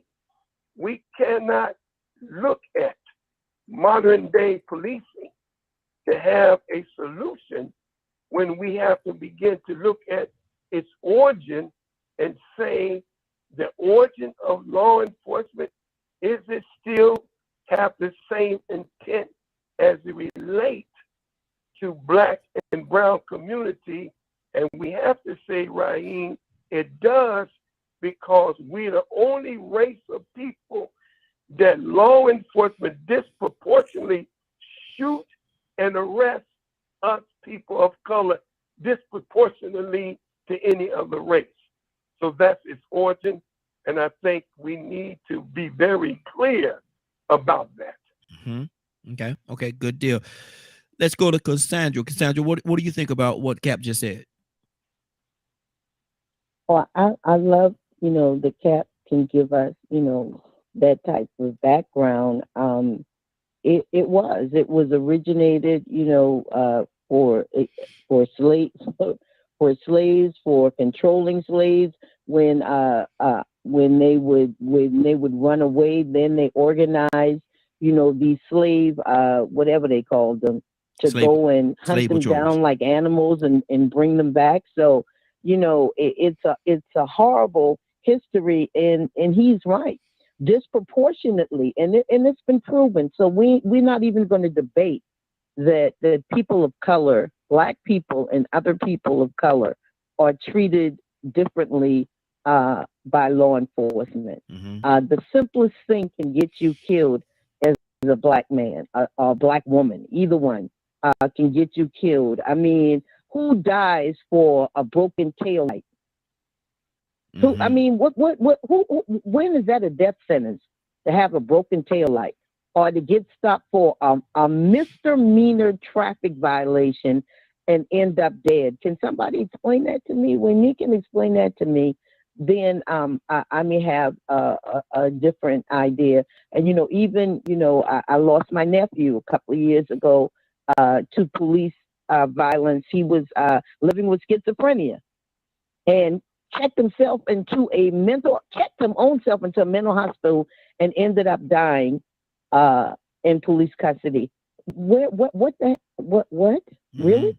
Mm-hmm. So yeah, and that's, to me, the main reason my nephew died first of all, he was mentally ill, which is not a crime punishable by death. And then the fact that he was a big kid. He was 6'3", 6'4", and a big kid, and they were intimidated by him. That's why he ended up dying, point blank. Wow. So am I hearing you all say that there was no police force or anything like that before the slave patrol? That's one of the reasons why it was. Go ahead, Pat. According to history, no, the white people didn't need policing. Why would it be policing when they had law and order in their own community? It was never to establish law and order among white people. It was, as they say, terror. Look at the words. They use the word to squash it, and terror. Terror means to use any means to deter any slave or even thinking about looking for freedom. So what was the deterrence they used to tear, according to them? It was torture. It was hanging. It was lynching. So they used all of these to make the slave never to think about, how dare you want to rise up and be free? How dare you even think? So this is what we're going to do to you. And so when they said that, it was that word. I tell you, I mean, when I looked at these words that came off of Google, and they say to create, and it was the mission. Look at it, with one mission to establish a system of error. These are their words. I picked it off, and I'm sure my brother Badger, who does a great study and going on Google and looking this up, I typed in the first police department of police. So there was nothing that was ever created. There, of course, you have what you call Robert Peel. Robert Peel was the first in 1800s to establish community policing. It came out of Britain, and this was now establishing community policing as related to them. And that means for them to have their own community policing that was civilized enough that you had to live in the community with the intent of making sure that you was fair, just among your own. But it was never for us. Mm-hmm. So when we see on the cars, protect and serve, we do not get that into the black community. We don't get protect and serve. So we the only ones, Raheem, that we have to teach our young people that when you pull over, you've got to put your hands on the steering wheel. You have to turn the ignition off. You have to tell we are the only people that do that. Jews don't do that when they get pulled over. The Italians don't do that when they get pulled over. The Irish don't do that when they get pulled over. The Asians don't do that when they get pulled over. How dare we allow a certain way we are treated when we pay the same tax dollars that they pay, that we have to be treated differently because of our color? What happened to us just being human beings? Wow. And we tolerate it. Mm-hmm. And we say, well, I have to teach my son. Why? Why do we have to capitulate to a way of living when we're paying the same money everybody else pays because they're going to? No, we give them power by saying, this is what I'm going to teach my child to do. I'm not going to teach my son to do anything other than the Asian do. And if he got to die for being a young man, then let it be that way, because you know what? It's all going to come to an end. Mm-hmm. Wow. Let me go to Leonard. Leonard, what's on your heart, brother? Man, I don't go to my heart for facts.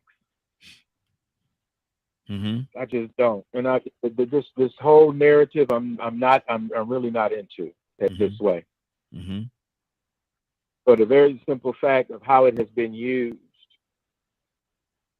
and it's horrible that we have these issues we have today with police.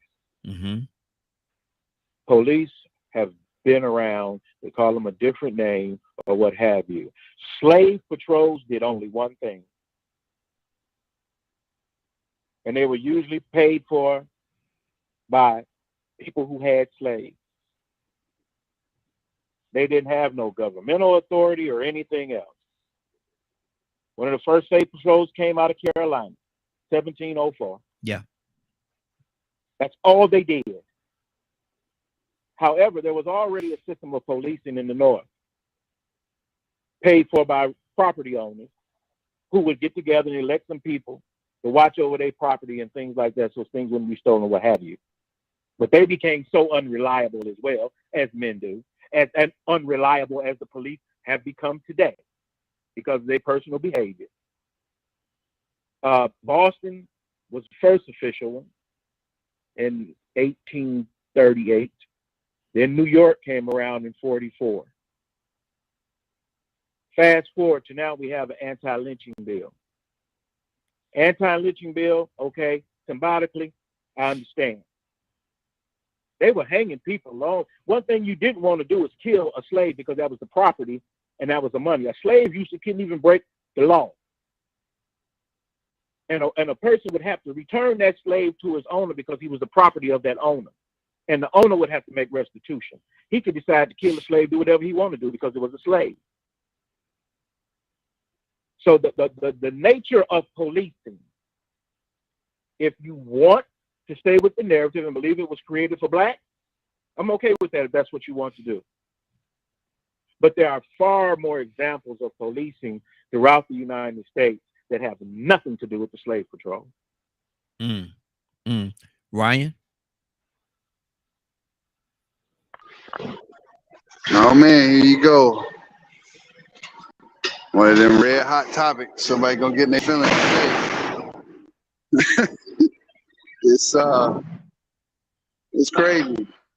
I agree with a lot of what's being said, but you got to look at other areas too. So in the 1600s, when we first started coming over here, before slavery, we had sheriff's departments, we had constables, and those were people that patrolled streets, arrested, didn't matter what color you was, for doing whatever.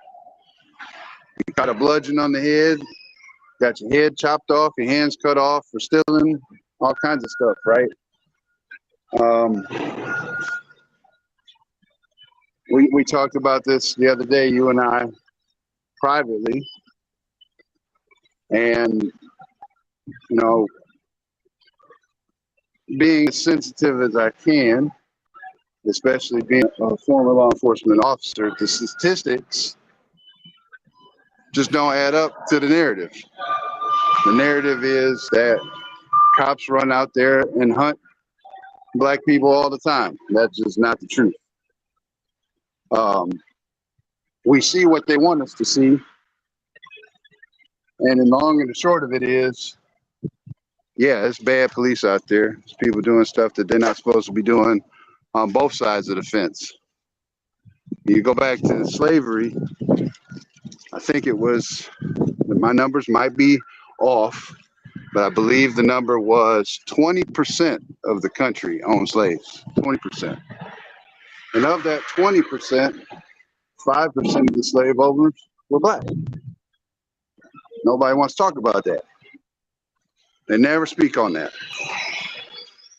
And on top of that, you got the other aspect, which were serfs. Serfs were predominantly made up of white folks, and serfdom meant your death, period. You were an indentured slave as a white person to another white person until you died. There was no way out of it. You didn't get to get bought or sold or traded. You belonged to that person until death. I think we'll change the topic. Initially, a topic about law enforcement. Yeah, exactly. Okay, I'm getting around to it. Let's paint the picture. Paint the picture. So, law enforcement, as crazy it is, statistics show that as a white person, you're more likely to get shot by an officer than you are being a person of color. That's what the statistics show. Brother, I like to see that, brother. I like to see that, man. I'm not disputing what you're saying, but I would love to see that, because the examples that I see on TV every day that's actually being shown to me is we're the ones that actually being killed, being shot, and I love to see the other statistics that you're speaking of right now. But go ahead, finish your thought. That's my point. When I tell you, you see what they want you to see. Okay, there's an agenda behind everything. It's like we talk about all the time. All they have to do is insert blank, and in this case, it would be race. And they finna have us fighting against each other instead of coming together, right? When I was in college, and this was within the last 6 years that I got my counterterrorism degree, that was something that we were shown was the statistics. And the statistics have not changed over the years. And the chances of you being shot, no matter what your ethnic background is, by a police officer, you have a better chance of getting multiply struck by lightning or eaten by a great white shark. Wow. There's over 1.5 million interactions with police every day, daily.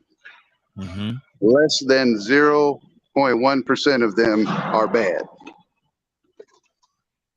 So I'm not making a case for officers, especially bad ones that's doing things that they ain't supposed to be doing, because that's everywhere. It runs rampant. It doesn't matter if what color you are wearing a badge, you're doing something wrong most of the time. But And see, my thing is, I'm glad that you did acknowledge or say that there are some bad ones out there, because with the statistics, with the numbers that you said about the 0.0, that's kind of tough for me. Reason why? Because I know that, and every day you look at the news every day. I looked at the news this morning before I came on here, and they was talking about how there was police shootings. There was at least 3 of them here in Atlanta. Last couple of days, there was at least 3 or 4, if not more, here it's just in the Atlanta area. And so if you multiply that by every other city and state, especially a large city or state that's here in the United States of America, those numbers could be very testing, in lack of a better term. But let me go to Mr. Ryan, can I ask Ryan something? Yeah, go ahead. Now, Ryan, you gave statistics. You know, I look at the same statistics. Law enforcement always like to say 99.9% of officers are good officers. They did that on the Bill Maher show the other day. One guy said the same thing, and Bill Maher said, "Where did you pull that number out your backside? Where you get that number from? You just assume." And then I want to ask, when we use the word, Ryan, disproportionately, what does disproportionately mean to you, Ryan?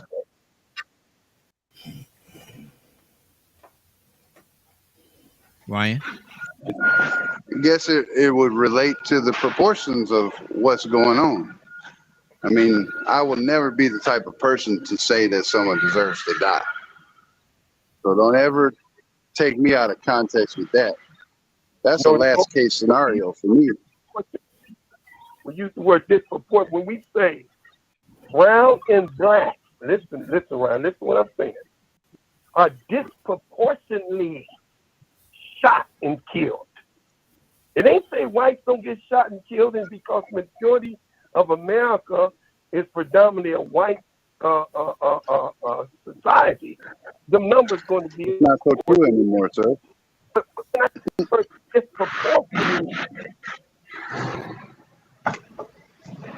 Everybody on here knows what that means. Disproportionate means the numbers of us 13%. We represent 13% of the United States population. 13%, Ryan. And out of 13%, we disproportionately get shot down, arrested, and killed. When you're looking at another percent of a people who have larger numbers. So we want to know how come 13% of the population of blacks and browns represent a larger number than the larger population. Disproportionately. That's what we're talking about. We're not talking about whites don't get shot. We're not talking about they don't get stopped. We don't talk about they too, have unjust shootings. But when and you can say they show what they want to show, that sounds good. That sounds, well, they just want to show that. Okay. We can go there, Ryan. They don't want to show the good cop. Okay, I agree with you. When it comes to press, they're not favorable to law enforcement. And when it comes to press, they're not favorable to the black and brown community. I agree with you on that, Ryan. But I do know, as I train law enforcement, the majority of police officers are trained in the black community. The majority are white officers. The majority of white officers working in the black community. Now, the numbers are very small numbers of African Americans that's in that department. They have a big problem trying to recruit black officers in the police department because black officers are perceived as Uncle Tom, 5-0, and it's not an honorable profession among black youth to be a police officer. They don't see it that way, where the white kid may see it an honorable profession to be a police officer. So we have a disproportionate number of white officers working in the black community. We have a disproportionate number of blacks being shot down, in every major black community by white officers. So it's disproportionate. Now, why is that? Wrap left from Is the it cap. because that's the question? Why? Okay. Ryan, you want to address that? We got to move on because we got people on here. We got to make sure we include everybody. But go ahead, Ryan. You want to address that? I'm gonna try and make it quick and try to be. Well, we'll just put it this way. If and I agree with you, it is disproportionately white officers, right? And if young black men don't want to take on that profession because they're afraid of being called an Uncle Tom or whatever, what have you, that sounds like a cultural issue. That sounds like something that needs to be addressed right there. Because it don't matter what people say. If you want to go out there and make a change, you got to take that on the head for yourself. You have to make that decision. And, you know, if you look at crime statistics, yes, what you're saying may all be valid. But then you look at the statistics of who's conducting certain types of crime, that may have something to do with how things are happening. Okay. Mr. Hicks? Yes, sir. A lot of thoughts. How's it? I think when I watch a lot of the police shootings on YouTube, I go through and I see things. I see that that because we're predominantly poor, we drive around with tickets on us. We drive with no insurance.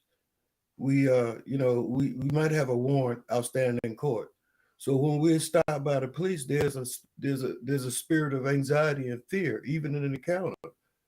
And on the non-verbal kind of level, officers, because that's their job, that's what they do. They're attuned to reading things and sort of psychic. They feel things. They feel the anxiety or the anger or whatever it is, and it becomes a co-creation of how that thing is handled. But I think cases I've seen, because of the fear, and it might be DNA genetically passed on from the struggle, I don't know. But most people, when they stop by the police, most black people, when they stop by the police, because they know the facts, they know that this is just a normal kind of situation. This could go left field very easily, depending on things that's somewhat out of your control. I think that but the part about being a police, good and bad cops, it's like it's a culture. You have to blend with the culture. Culture is something that you don't even know that you're assimilating, but it just happens. It's our cultures that make us, for statistics, more likely having tickets on us, not be driving without license. And you see a car, if it's a car, it's an older model car, it's banged up a little bit. You look in there, you see a guy with dreads on or stuff like that. It's probably good percentage you're going to get the numbers that this could be a good stop to get some kind of violation. So with me coming out of prison, the first thing is understanding with me, I will never be in this spot again, right? I've never drove without insurance. I've never had a ticket. I only got one ticket, but I paid those things. I kept all those things buttoned because I want to be able to speak to them in any confrontation from a position of power, in a position to know that my stuff is right. But at the same time, respecting their authority. You know, I came up during the time of the 60s and the Panthers and the struggle that was going on, question all authority. I still do. You know, I question authority. I don't, I was a little thing on it. You're the question axer, you're the moderator, right? Yes, so that's the system. So you determine how long I speak or how long anyone else speak. That's in your realm. That's the part you play in this thing. Yes, I can accept that from you, but I can't accept from everybody being authority over me. It's like the thing with this COVID thing, the thing that drove me so bad that everybody around me now became like a miniature police. to tell me to put my mask on, to stand 6 foot down, test, Mm. all that stuff. It was a taking away of a freedom and a liberty, but I had to adjust and adapt to it because things are the way they are. And all you can do is be a critical thinker and make the best decision you can in whatever that decision is at the time. But the biggest key is not the fear. And that's the biggest thing, the fear of death, the fear of failure, the fear of anything. And you just can't just say, I don't fear. You got to tap into a greater source, a greater power that runs through you and irradiates the energy around you that everybody come in contact, you feel that. Not out of fear, not that you're going to strike them with your karate blows, just that you're going to be right in this transaction. That's good. That's good. That's good. Let's keep this thing going. Let me go to Badger. Badger, what's on your heart, brother? You know, as Captain Hicks said, research. You know, there has been a type of police force all the way back into Egyptian times. However, over time, things change. Our country today was greatly affected by what transpired with the genocide of the Native Americans, the indigenous people. And then it was even greatly another alteration during slavery. But there are supposed all these laws that's supposed to get rid of racism and hate crimes and things of that nature that are in our laws of America. Even as far as telling, you know, the laws regarding the FBI is supposed to investigate hate groups that they don't do a whole lot of. And with the numbers,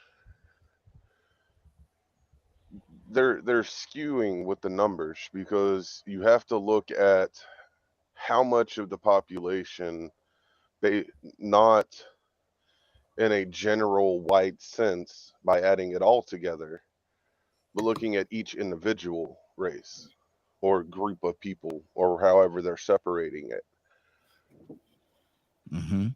Because I mean, I've had to learn a lot of that because of being a mental health advocate. Because they generalize things so much that you have to really start digging into mathematics and understanding the way they use numbers. And there is a lot of truth in certain scenarios depending on, you know, where you live and things like that. Like a lot more police departments in the South carried on those things from the slave patrols and things like that. And it's not the police laws, it's the people that are upholding those laws. It's the human beings behind it that are upholding all that nasty crap. Sorry. And that's what it is. It's human beings that are not upholding the actual law that are choosing to do evil things. The laws are there. We just need to make sure the people that are doing evil things are held responsible. Okay. Because the laws are there. If you take the time to research the laws about hate crimes, about racism, even going into classism and the other isms. Why do you think the laws are there? Why do you think they're not being enforced? We just talked about technology, right? Let that sink in. Okay. We'll stay right there for a second. Let me go to Shanavia. Good morning, young lady. How you doing this morning? Good morning. Happy Mardi Gras, y'all. I'm good. How y'all doing? Hey, doing good. We're talking about the history of the police department. We're talking about the history of the police department, where it started and where it is now. Good, bad, or indifferent. What do you say?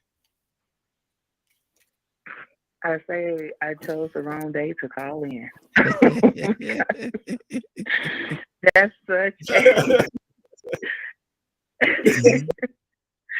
Come on, let's talk. Let's talk, sis. Let's talk. It's almost like when we're talking about racism, it's such an uncomfortable subject to talk about because, and especially for me, because it hits home because I have a cousin who's like my brother. Like for the longest, he didn't even know that we were cousins. He thought that we were brothers, that we were actually siblings. Who's a police officer, right? So he's a black man that's a police officer in South Mississippi. And depending, and I tell you the scariest thing, because when he came into the police force, it was during a time to where we almost saw well, it wasn't almost, we saw a repeat of what looked like things that we used to see and read about in our history books, when we used to read about Bloody Sunday, when we used to see those images and things of that nature. And here I have someone that's like my brother, who's also military. Now we come from a military family. That's cool. That's fine. But he's choosing to be a police officer during one of the most, in our time, in this time, in my time, I can't say our time because I know y'all have seen more than I have, but in my time, one of the most civil unrest. And he's choosing to go into this position because he feels like he can make a change. But for me, what I see, and let me get myself together, because I'm like, that's my brother. And depending on the day, when he's in that uniform, he's automatically a target. When he's out of that uniform, and depending on where he is, he could be looked at as just another thug. So how do I protect my brother that's trying to protect others? Wow. So I don't really know how to answer that question because it hits home for me. And it goes beyond, like, because there's still things like there's conversations that I have to have with my future children that maybe others don't have to have. How to properly pull over, how to not make sudden movements, how to, make sure that you're visible and not trying to be a threat. But yet I have someone in my family that's a double target.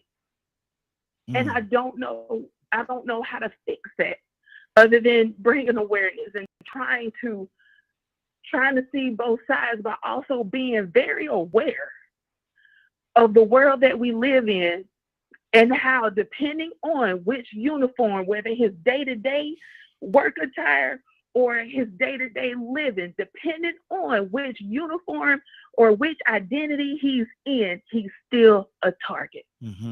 Wow. So I honestly don't know how to answer your question, Mr. Raheen. I really don't. Wow. I appreciate your transparency, sister, and you answered my question. You absolutely answered my question. So thank you. Thank you for that. Zamari, good morning, young lady. How you doing this morning? Right, coming to you next. I'm good. How's everybody? Hey, doing well. We're talking about the history of the police department, where it started, how it started, and where it is right now, good, bad, or indifferent. What's on your heart, sis? Dude, I just woke up. I have no idea. wait, hey, when you come on this bus, you got to be ready because I'm gonna throw something at you now. So come on, let's talk about it. I absolutely, my heart goes out to Navy. I mean, that just, girl, I'm so sorry for you because I know what it's like to have my husband being an officer and being a target, but I definitely do not have any idea what it would be like to be on the other side of that, like what she's talking about. So that's, man, I don't even know, right?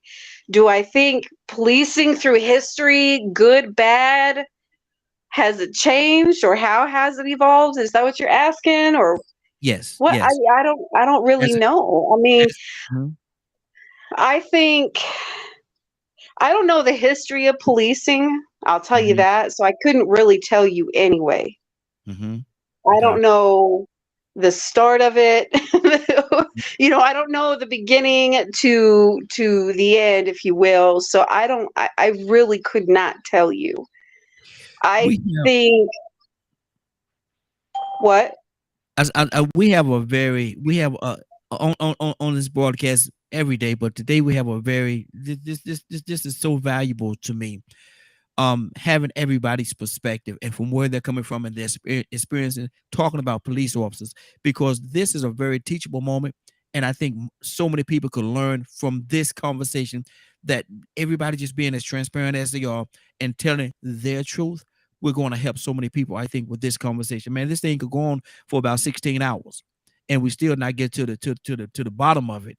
But at the same time, that'll be a powerful 16 hours of teaching some people that's listening to us right now. Go ahead, Zamar. Finish your thought. Friday coming to you next. Yeah, I don't know. I just, either way, whatever, we need policing, because these streets would be wild, wild, wild without them. I mean, not that they already aren't, right? But they'd be a whole lot worse. Yeah. Without them. Exactly. So that's pretty much all I can say to that. Good deal. Friday, I know you have a son, and he's growing up in this day and time. Let's talk about the history of the police department, where it started, where it is right now, good, bad, or ugly. And what are those conversations that you have with your son in regards to that? Well, how you doing? Good morning. How you doing this morning? Doing all right. So, interesting enough, my son and I had that conversation on yesterday morning as we're making breakfast. He was reading a book called You Matter. And he was asking questions, why was this book saying these things? Why this child in this book, this little black boy in the book, saying these things about this, that, and the third, as the book broke down about different feelings and why you matter and things like that. And in the book, it talked about Trayvon, Tamir, and some others that have had encounters with the police or people in general that want to run around being their own police person. And so the conversation came up and we talked about it, and I shared with him that unfortunately it was a time that where in the development of America, people looked at you, and because your skin is brown, you're considered African American. They didn't have value in you, and they would make you feel as though that you were not human, because that's how they wanted to treat African Americans. And I said, and I shared with him that many things have changed, but there are also still many people that still hold that mentality. And it's unfortunate, because there's so many great things that we as people, especially African Americans, have done and created and invented that helps all people, not just people of color. And so I shared with him, as he asked me specifically about what happened to each of those individuals, and I told him, which speaks to the beginning of the police force and where it is now, that as transition and change was happening in America, and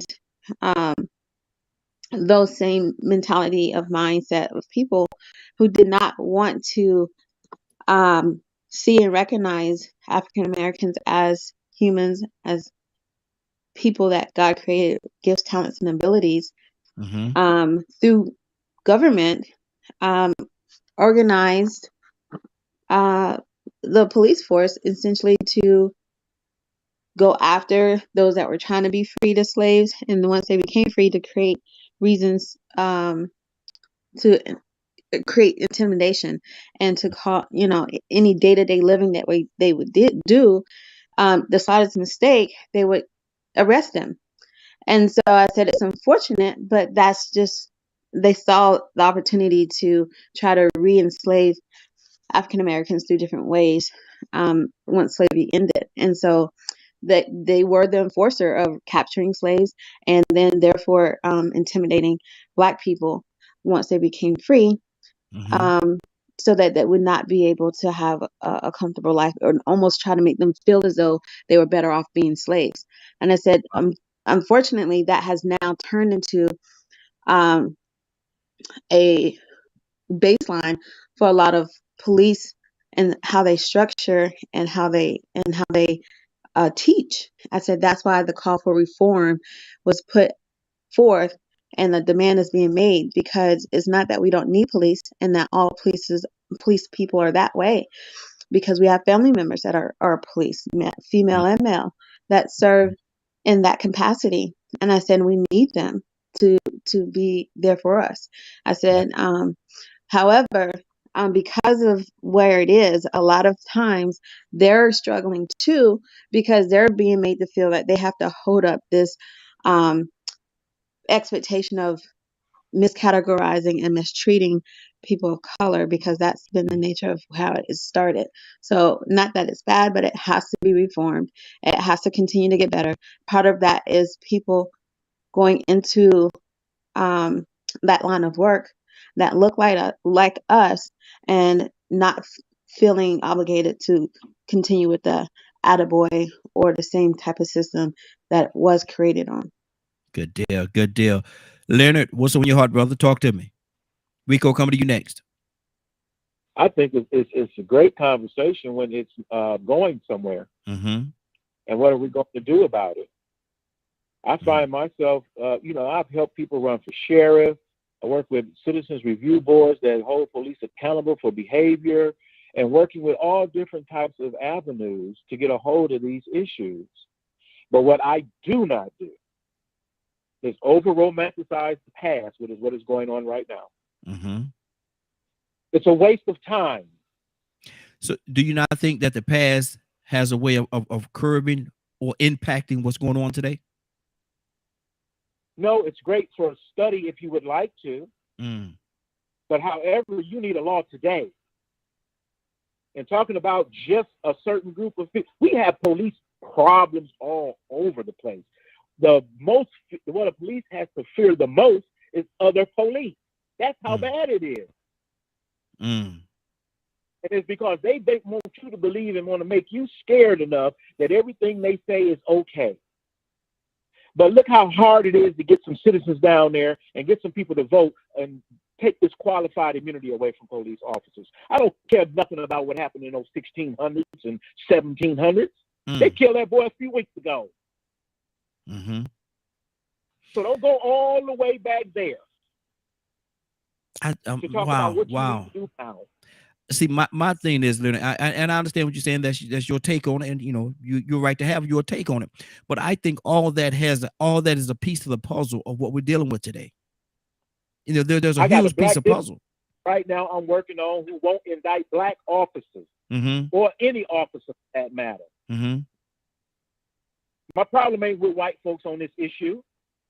No, we're talking about police, brother. We're not necessarily talking about, we're talking about police. But the most productive conversation is what fights the injustice of it. Mm-hmm. We can sit here and cry all about what happened, all that stuff back then, and all our feelings.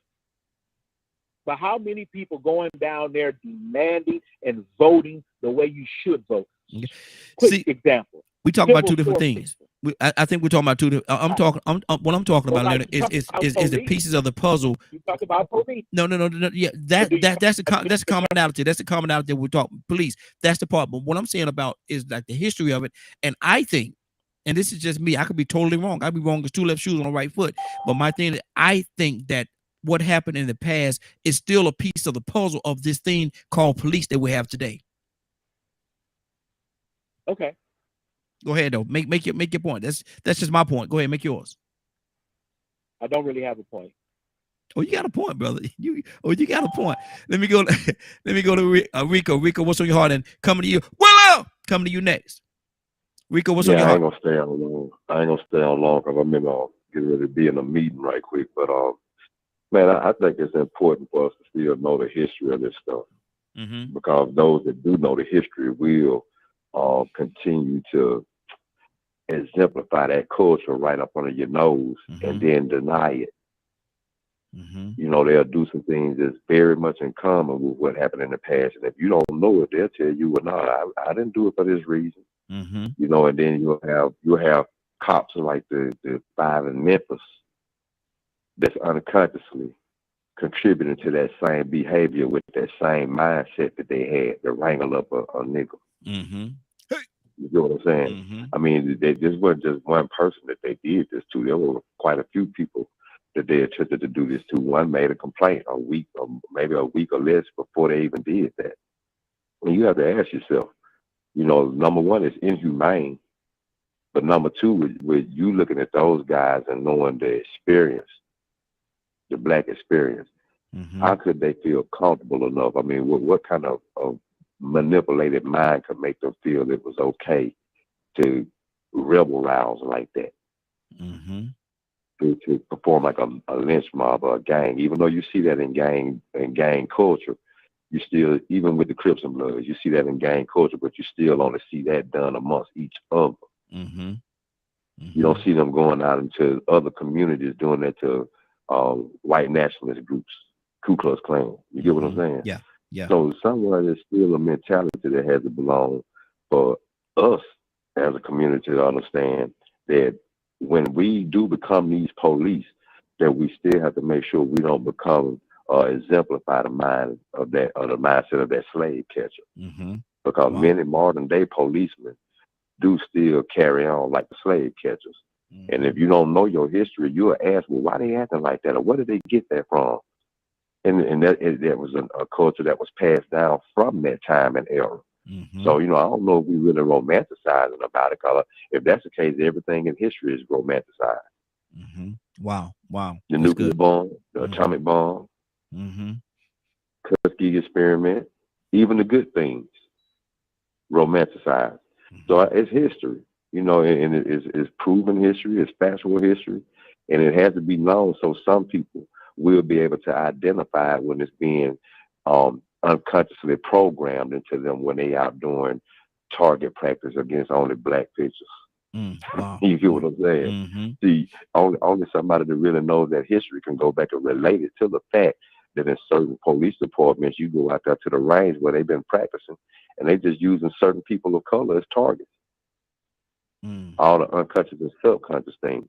And then you have other black officers that's unaware of it, and they may defend them. You know, I think the most recent case of that, there was a black officer that was like, oh, I didn't see nothing wrong with it. I didn't even recognize it. So that's what happens if you don't know your history. You won't recognize when somebody is using that same culture against you. So I think it's necessary that we have this conversation. I think it's good.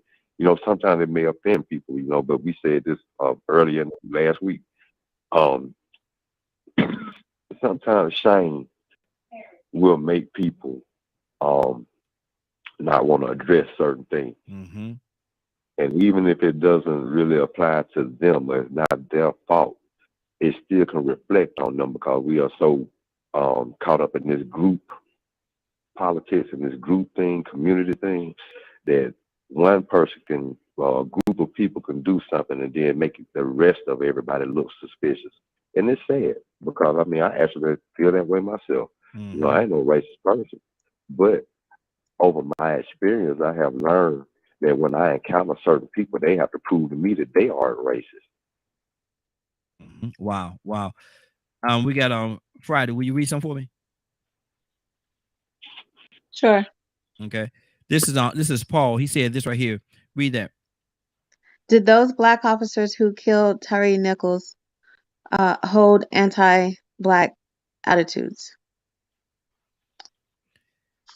Captain, you want to address that? Oh yeah, we call them chocolate covered white folk. Anyway, let's make it clear. You know, brutality is brutality, Paul, whether it's black brutality or white brutality. You're looking at, and this is something I'm gonna give you, and I'm gonna share it with you, where we're fighting in the black community, Paul. It's called self-hatred. See, you don't understand when we say self-hatred. These men, they are a great demonstration of self-hatred.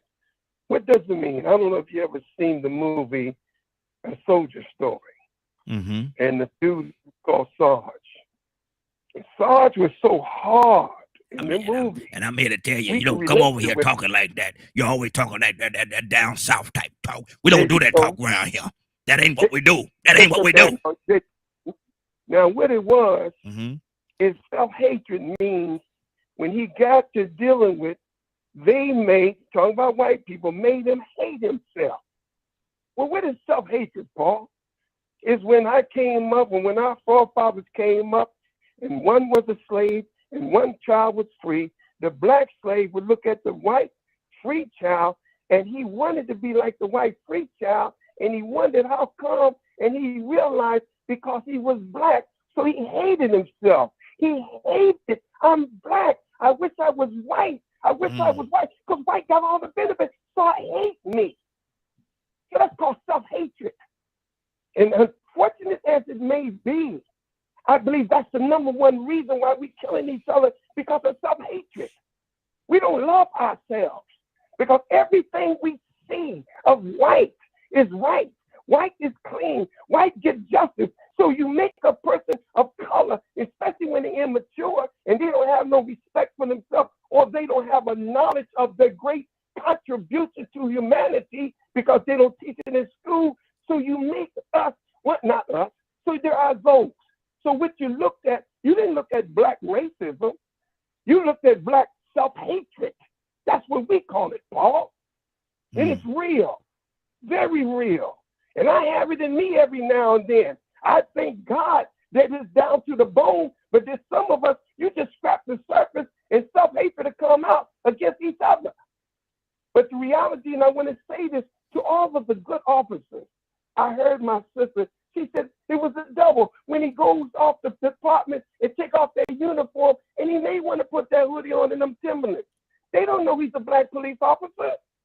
They may just shoot him down for that. So she feared that. Then when he put on the uniform, then he become a target. Because there's blacks who think it's easy to kill a black police officer than there is a white police officer. But that's a reality. Now, have police changed? I like what you said, Rico.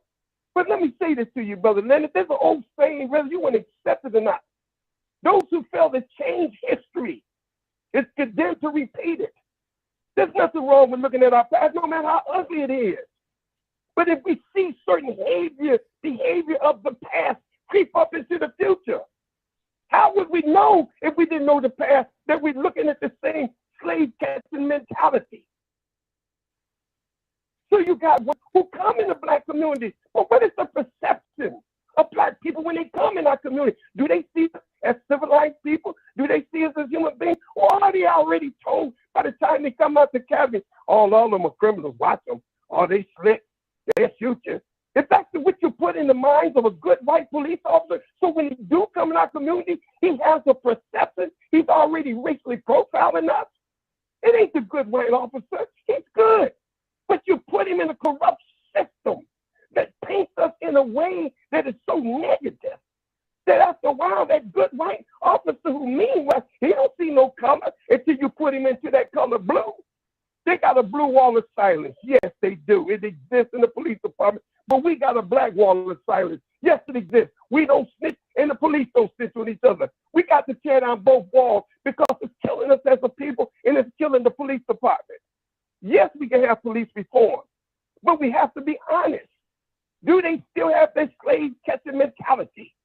And do we still have the inferior mentality that we always think that we're doing, we wrong when we ain't wrong? So we got to start acting like we right when we ain't got the reason to say, well, I didn't do nothing wrong. It's sick. I'm not saying. I can say the majority of officers are good officers. But let me say this to y'all, especially you, Ryan, and you ain't been in law enforcement.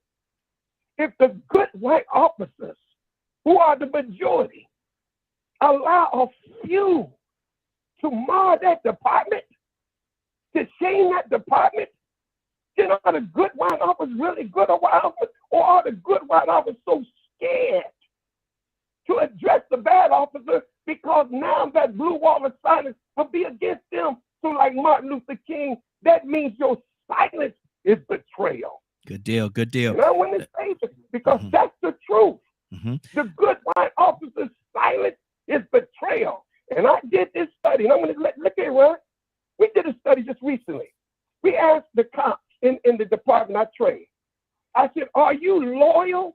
one another, or are you loyal to the badge and the oath? Did you know what these officers said?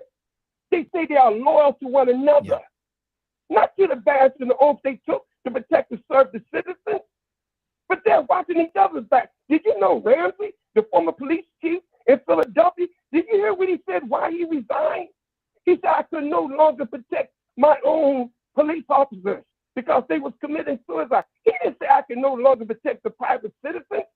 He was more concerned about his officers in blue than their service to the people. So when you have a police department that's more concerned in watching each other back than the citizens they are sworn and get paid for to protect, something's wrong with that picture. Something is definitely wrong with that picture. All right, preacher, we got to keep it moving. We got to keep it moving. And Ryan, he I think he made a response Friday, if you don't mind, sis.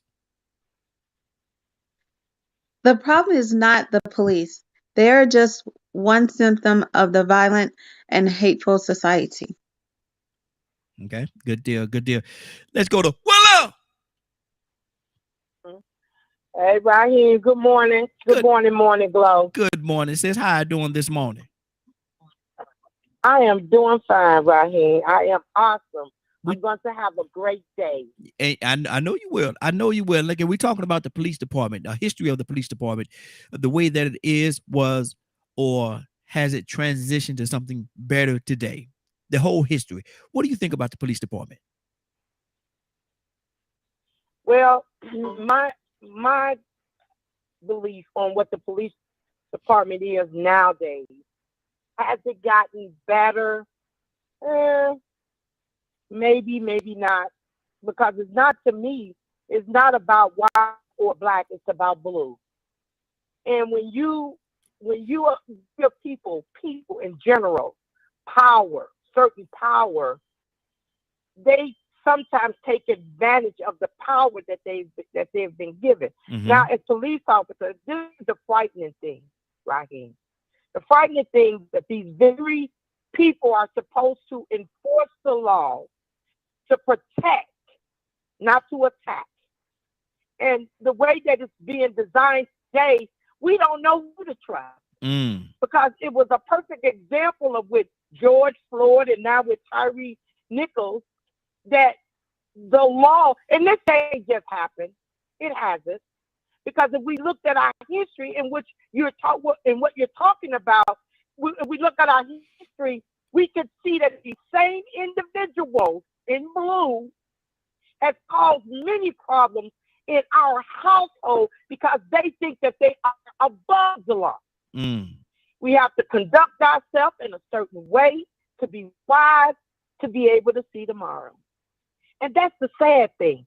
I don't care what color they are. Now, in the past, it used to be one particular culture that we had to worry about. But now, it's many. Mm-hmm. And that's the frightening thing. They now have lowered the standards because they need police officers now in the city of Chicago. They've lowered the standards on the qualifications of becoming a police officer, which is even frightening. So as a human being, my concern ain't so much about the police officers protecting me. My concern is when they stop me. Mm-hmm. Wow. So, yeah, Raheem, we're living in a world now where we're so distracted, because that's what happens, Raheem.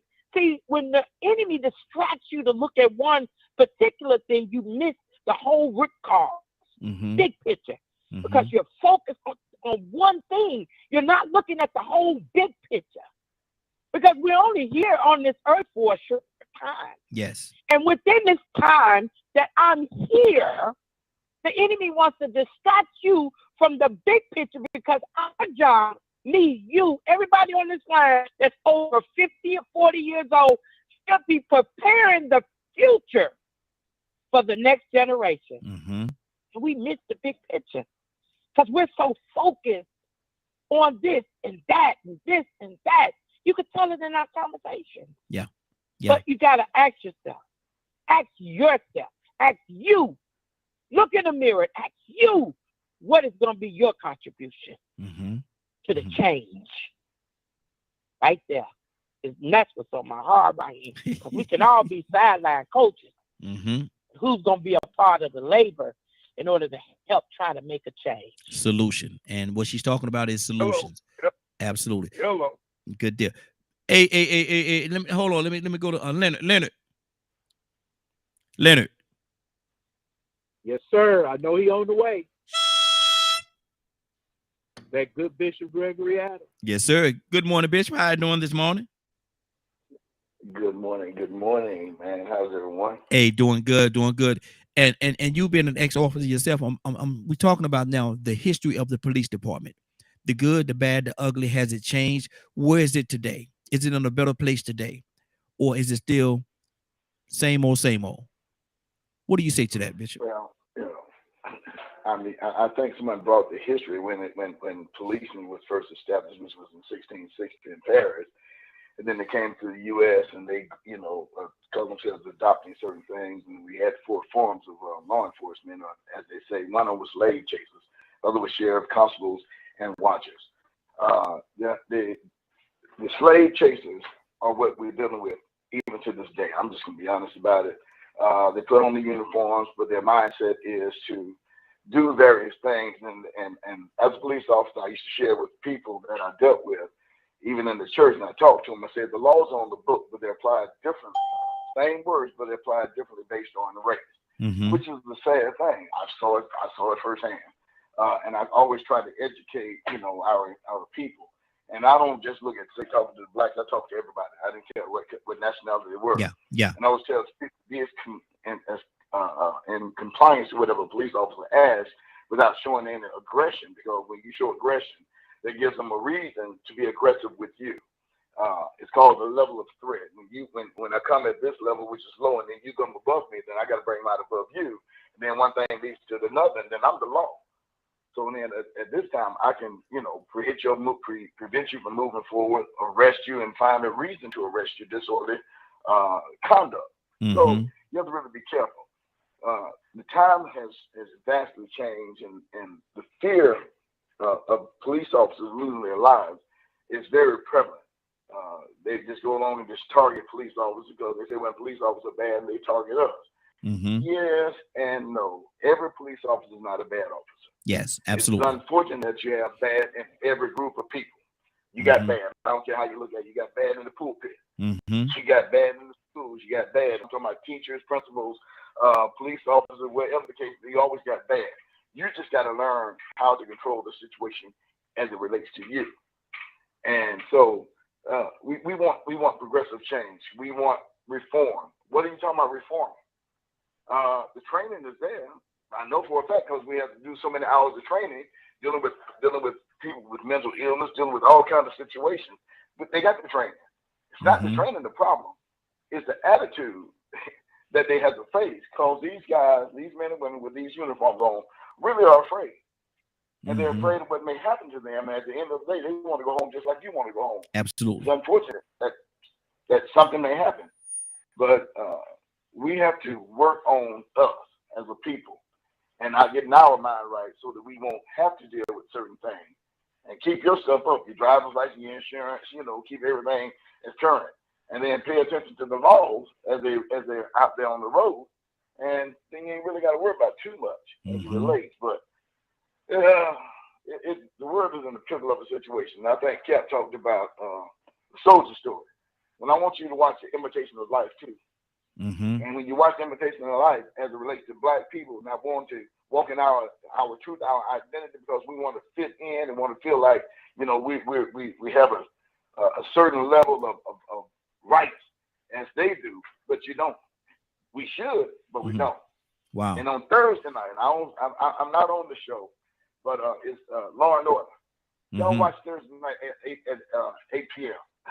And then y'all will get an answer to some of the questions that you're asking right now. Wow.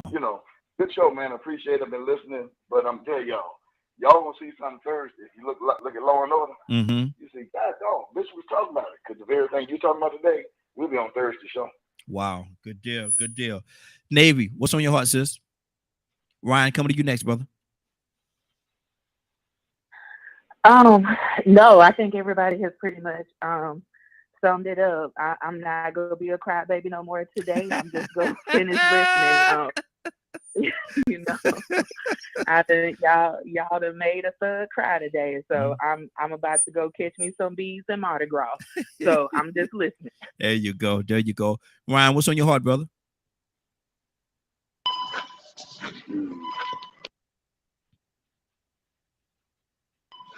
Sorry, press my mute button twice again. Who was it that spoke just before Friday?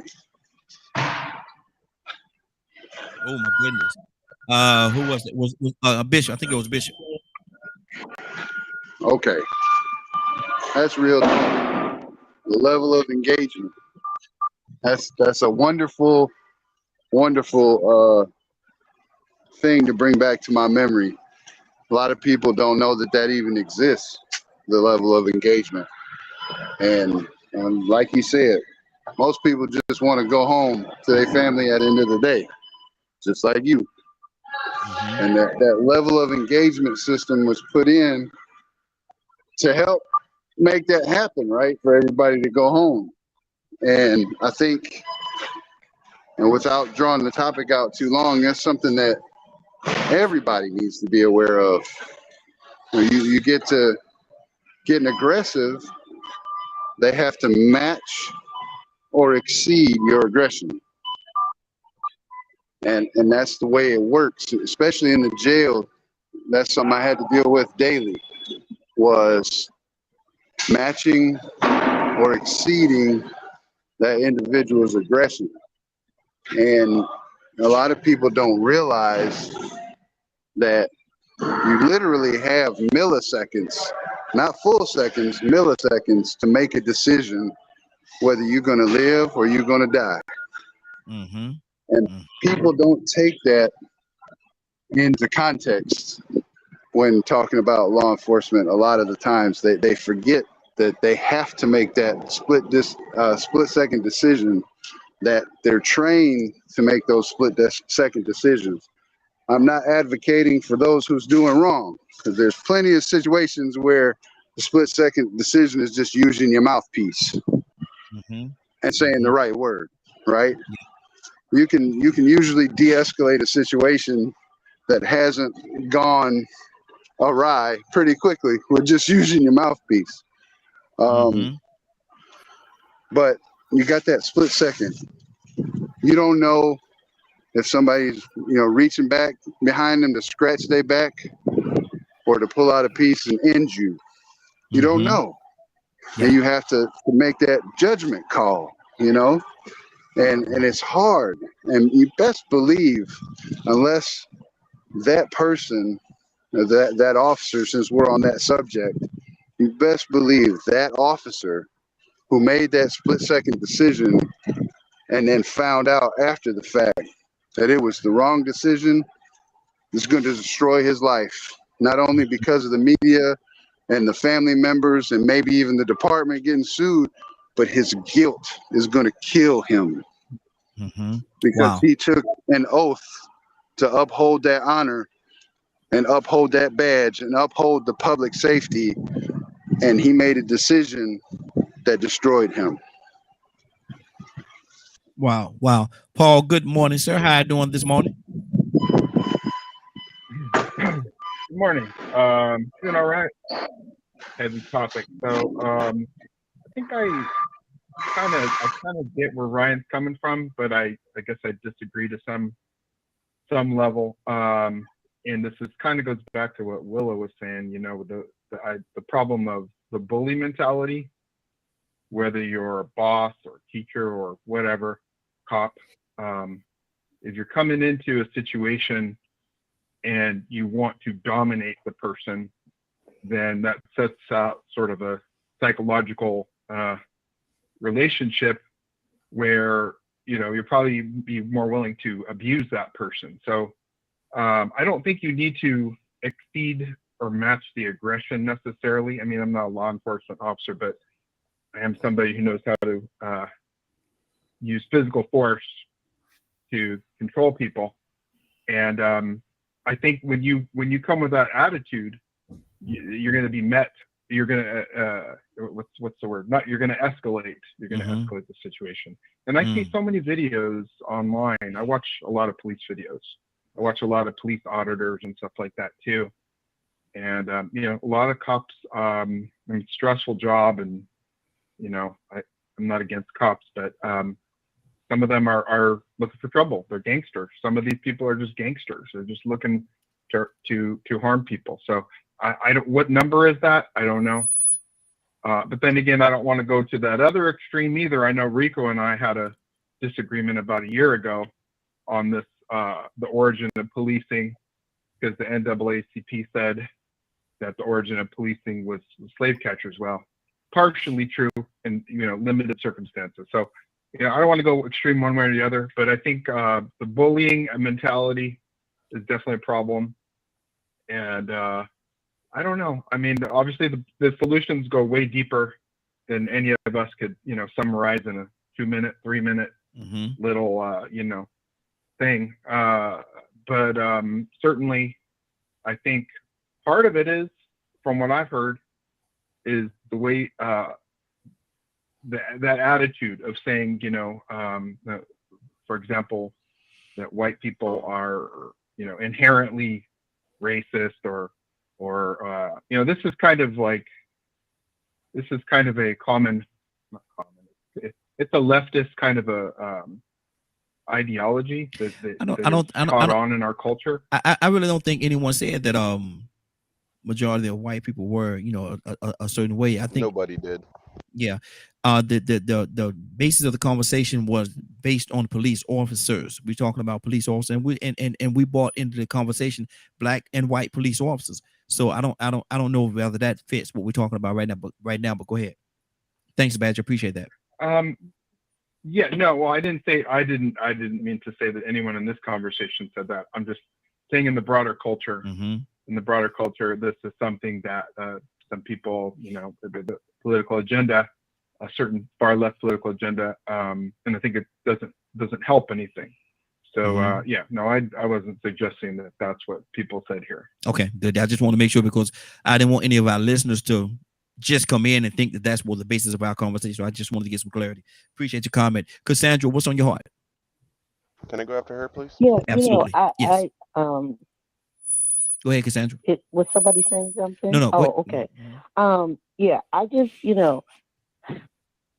I know that police officers are an important part of our society, and we need them. All I'm saying is that we have to have reform. We have to look at the policies. We have to have accountability, and that's where my problem is. I invite anybody that want to look at the video of my nephew being killed in Charleston, South Carolina, in police custody. He was schizophrenic, checked himself into a mental hospital, ended up at a jail. We can't understand that to this day, but tased 7 times by an officer, female officer. And as you see the video, you know that something went terribly wrong. The procedure was not followed. We do know that because the officers were fired. Both of them were fired. The city of Charleston paid $10 million within 6 months of my nephew being killed. Right there, that tells you nobody pays money that quickly, but they knew from looking at video that it was all done. The procedures were not followed properly, especially when you're dealing with someone mentally ill. So I'm fighting for change, and I'm doing that through legislation. And I love police officers. I love what they stand for. I know that they do it because they have, most of them, because they have a spirit to serve the community. My thing is, when you don't follow procedures, you need to be held accountable. I don't care who you are. I don't care who you are. Absolutely. So we've lost my nephew in a situation that never should have taken place. And my family will never be the same Mm-hmm. after having lost him like that. And Exactly. listen to the just watch the video, and then if possible, Raheem, I would love for us to come back and discuss those, especially those that are police officers. Mm-hmm. Tell me what you see. Absolutely. Cap. I would love for Cap to tell me what you see. How is it the way that he died? How was that even necessary? Wow. As he screamed, "Hallelujah, Hallelujah, Hallelujah!" Please tell me. That's because that's basically that was the main thing he kept saying. Hallelujah, Hallelujah, Hallelujah. Wow. Now, Cassandra, was the officers arrested? They were never arrested. They were just fired. Wow. Let me go to Badger, and then we're gonna go to Zamari. Badger, what's on your heart, brother?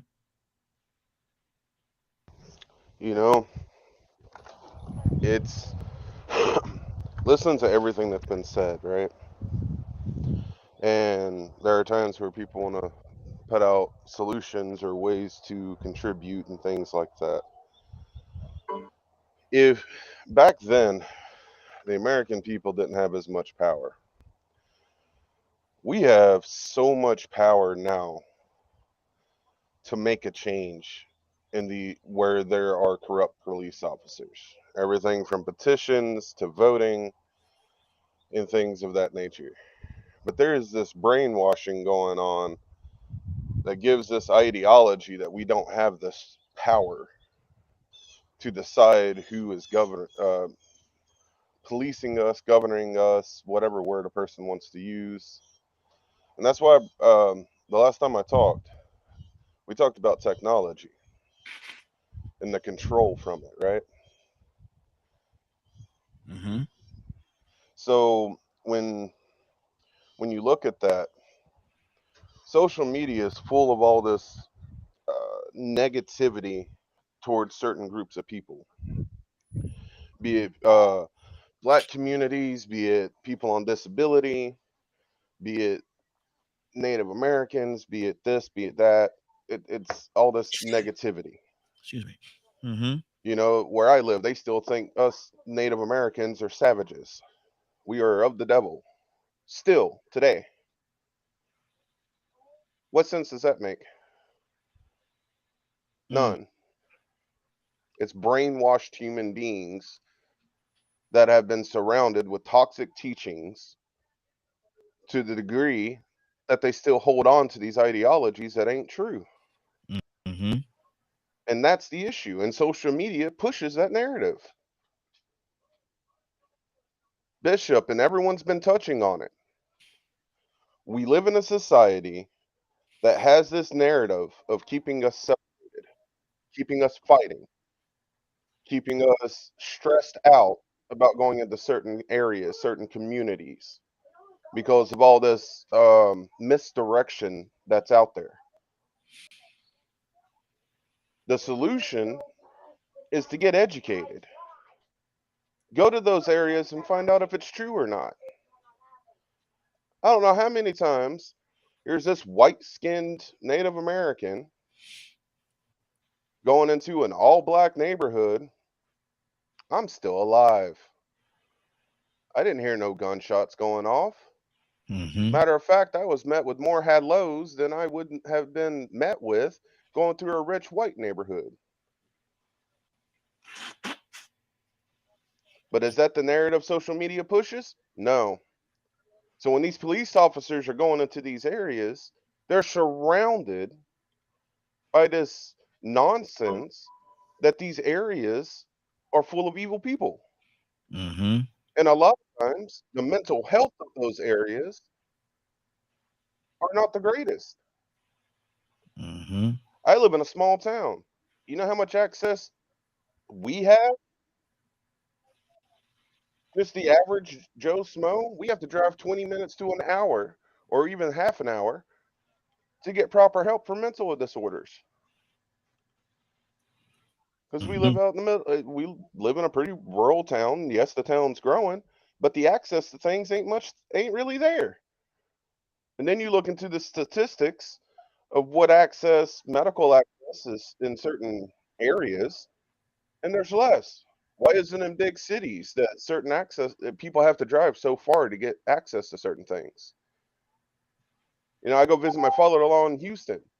In that area, most people have to drive 20, 30 minutes or more to get access to to get access to things. So people have to really put in a lot of effort to better themselves. And that's the one thing our people in power don't want us to do, is to become educated and to be the best human beings we can be. Mm-hmm. So with that being said, yes, there are police officers that are evil and twisted. There is always going to be human beings that are evil and twisted. There always will be. That is just part of the world. Good If deal. Satan's always going to exist, human beings are always going to be evil. So when it comes to the police force, if we want to get rid of all the evil, we need to come together and deal with them. And if we don't all come together, we ain't going to fix anything. We're just going to continue sitting here bitching and griping. Hey, hey, hey. I'll go in the corner. I don't care. Get going on over there. You know the way. You know the way. You've been over there before. But I'm trying to pull Rico's feed in here. Something's going on with his feed, but I think he's back on the phone line. Rico, what's on your heart, brother? Mr. Hicks, coming to you next. Yeah, man. I don't know what's going on. This internet ain't let me get on today, man. I'm out of town. I get Verizon trying to go on boycott, but man, you know, Badger hit on some key points, man. You know, it's like I want people to get to actually understand one piece of logic with this word he said called brainwashing. He said the word brainwashing. Mm-hmm. And we have to understand that most people who are brainwashed don't realize they're brainwashed. Mm-hmm. Because when you're brainwashed, you do things unconsciously. You don't do things under your own will. You know, you're doing it under your will, but you don't understand that your thought process has been manipulated. Yeah. So you're looking at it the wrong way. And now here it is. You know, I think it was brought up about the cops in Memphis again. You know, did they hate? Were they anti-black? Yeah, they were anti-black to a certain extent, and they might not have just came on out and said, "I don't like black people," but you know, they might not have liked thugs. Mm-hmm. They might not have liked super predators. Or those people that what's the guy, Tommy Tuberville from down here in Alabama? So they those criminals just want some free money. I wonder who was he talking about, because it was directed at black people in reparations. See, sometimes people can brainwash you with certain innuendos and stereotypes, and then all of a sudden, for you to fit into these certain organizations, which may be fraternities, or it may be the judicial system, it might be prosecutors, it might be district attorneys, people that they finally made it, they succeeded, and now they have become a part of that system. Mm-hmm. And then being a part of that system, they don't understand how they still contribute to the racist aspect of it, because they're trying to clear the streets of these super predators and these thugs. Mm-hmm. But the super predators and thugs are one specific color if you talk to the majority of people that even came up with that terminology, because they come from a specific area. They say, well, no, not all black people are thugs, not all white people are thugs. They're not all gangsters. You got some white thugs too. Mm. Yeah, but that's the unicorn. Them ain't the ones you mainly try to round up. So, you know, we try to associate this conversation with the slave patrol and the policemen. And, you know, we have to look at the correlation between slavery coming to an end and people gaining more rights, certain people who were enslaved and oppressed gaining more rights, and then all of a sudden Jim Crow and peonage and convict leasing and all these other black codes put in place to somehow continue the system of slavery that exists to this day. Mm-hmm. Where people can use laws that's meant to be used against everybody, but for some reason they predominantly use against these people who live in these environments, who are conditioned probably to go more toward criminal behavior because of the fact of what creates criminal behavior, what creates crime, for the most part, which is lack of finances and poverty. Yeah. So, you know, when you find out all the relationship between these things, I think it's very important for us to not dismiss some of these conversations, even when they become uncomfortable. Because even though we might not want to hear it, it don't take but 1 second for somebody to release a Ahmaud Arbery or George Floyd video. Exactly. And then you'll get that reminder of everything that you didn't want to talk about no more because you want to be done with these conversations. And see, the beautiful part about it is we're going to continue this conversation tomorrow because there's so many different levels that we did not touch on this particular conversation. So, you know, and it's not going to be the whole day. Tomorrow's Way Out Wednesday, so ain't no telling what we're going to talk about tomorrow, Way Out Wednesday. But right now, I'm bringing up brainwashing. There you go. Let's talk to Mr. Hicks. Mr. Hicks, what's on your heart real quick before we get out of here? Yes, sir. I was just flashing back, going through my past, listening to conversations about police and that whole thing. When I was young, I saw the others as an enemy. The others was someone who didn't believe in what I believed in. The other was someone who wore a uniform. The other was just the other. He was other than me. My sort of awakening came through a series of events that made me start seeing the other as a human being, a person. You know, when you see others as your enemy, you almost attract them to you. Yeah. I think that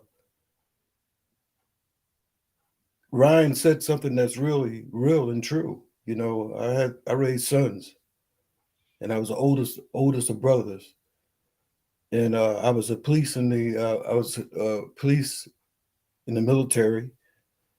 I did law enforcement stateside and did recons and perimeter guards overseas. But the thing I saw and learned from all of that and my experience is that fear. When you stop a vehicle as a police officer, you got to be on your edge, and you've got to be very alert and aware. And like Ryan said, is that how this whole thing's going to go depends on your attitude toward me right there, because I'm power. I got the weapon. Yeah. And I got the authority. I got all the power of everything, the military, everything behind me. And if I'm standing on the side of a road by myself and you can't respect that authority, necessity dictates that I gain control of that situation. And it depends on you. And it depends on your level of fear. I've been with other officers that had that anxiety and fear, even when I was in crime. You sit in the car and do a robbery, you look over the guy, he's shaking, he's scared, man, and you just say, man up, man. You gotta get that energy out of here or get out the car. You fear. You would bring something on us. You ain't ready for this. But but there are people on the other side of this attempt to destroy this country that hunt police. When you hunt, you study the quarry. You find out his ways and habits and means, and you're deceptive and you set him up. So officer out there that's doing this beat, that's keeping things straight, he's following orders, but at the same time, he's on his own. Whether he live or die depends on him. His intellect, his ability to use words to diffuse. I think that's the thing that's lacking in modern policing now, is that they don't have those people skills to be able to diffuse with a word. But now, preacher, I say it quickly. Now, preacher, you know, you went around me. I said, when I get on there, I'm gonna get him back. There you go. I gotta always get you back. I'm gonna get that. Oh, look, I'm gonna get that joker. You just wait till he call my name. I'm waiting, but I'm gonna get him. Let me go. I hadn't had an opportunity, man. And Joseph snuck in on us, man. I ain't even see him when he came in. Joseph, good morning, sir. How you doing this morning? Hey, good morning, man. I was just listening, man. This has been very rewarding. Yes, I love what Badger was saying about the need for education. And he said we have enough now to stop this. He's absolutely right. You know, when I look at the whole nation, the majority of all the power is concentrated in the hands of my Caucasian brothers. They know this. This is a fact. And those who have power are not facing the same issues that those who don't have power are facing. You know, most of us had a chance to study the pyramid of needs. The top being the self-actualization need, but then in the middle you need housing, you need food, and this is, if you went to high school, you probably ran into this, the pyramid of needs. Well, just think what happens if your government takes this knowledge and weaponize it and use it against certain people. You know you have needs for housing, just as I think Rico just said. When people don't have money, they turn to desperate means. You know, and the government knows this. You know, when all those factory jobs were shipped overseas in the 80s and the vacuum was filled with crack cocaine, the prison population went from 370,000 to 2 million just in the first part of Ronald Reagan's administration. That's a fact. It's documented. And when I hear someone say about speaking about the far left, that to me says that you ain't trying to understand what the issues are. Wasn't that to just say no, period? Yeah. That's what Nancy Reagan said. Just say no to drugs. Now they not said just say no to opioids when thousands of white folks are dying weekly. They got campaign ads out there trying to get white folks to stop killing themselves with opioids. They don't tell them to just say no, but they told us to just say no to crack cocaine, and millions of us went to jail or are on the books in the judicial system. Wow. And that was by design. I hate to interrupt, but while he on that part, not only did she say no to drugs, but her husband and Oliver North said, ship them in, ship it in. We need that money for these contras. For contras. So that money was used. Say no to what we providing y'all. See, both of y'all done switch gears and see. Hold on, Joseph, hold on, Joseph. Both of y'all done change gears on me, man. We're gonna talk. Let's talk about that tomorrow. Way out Wednesday. Let's talk about. We'll touch on that tomorrow because that's a whole different broadcast all within itself. And I appreciate it, sir. But like I say, man, you know, for the restraint of time that we have right now, it's already 10:14. We got to get ready to get on out of here. But we could definitely address it tomorrow. When I come to you, Joseph, and I say what's in your heart, that's your point right there. But great topic, great lesson I learned from everybody on the program. Good deal.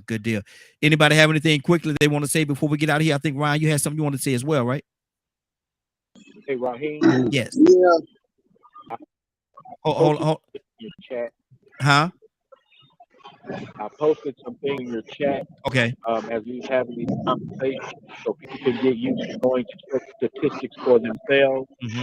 And there was a couple of websites you can use, especially as it relates to crime and statistics of law enforcement in those two links.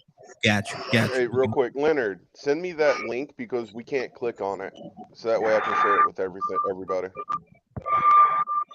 Good deal. Ryan? Oh. Everybody at the same time. Exactly. Go ahead, Ryan. Ryan, hold on, Ryan. You know, I know how I do this thing. Ladies always first, brother. That's right.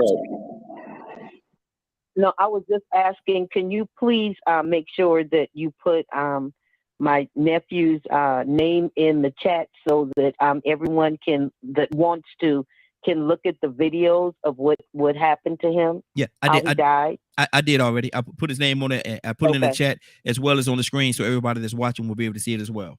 I put Cassandra's nephew and his name right there. All right, thank you. You're welcome. Ryan? So I wanted to say something earlier when we were talking about tech. And so we got a lot of problems here in this country with tech, but our stuff is more consumer based as opposed to other nations. Like if you go to England has cameras every so many feet, every corner. They see everything. They have guys sitting there watching every aspect of your life. Wow. There's certain areas in China, especially in their Uyghur slave camps, where they have cameras set up there that have body and facial recognition. So if you try to escape, no matter how you mask yourself, it's going to catch you. And these are companies like Huawei and certain other companies that I'm not going to say on the air because you're going to get kicked off again. Exactly. But we're starting to, in this country, adopt those technologies. We're starting to bring in those companies and buy that tech. So if you think we're being watched now, just wait a minute. Wow, it's coming. It's definitely coming. Anybody else have anything before we get out of here? Good deal. Good deal. Rico, brother, what's going on at 3 o'clock today?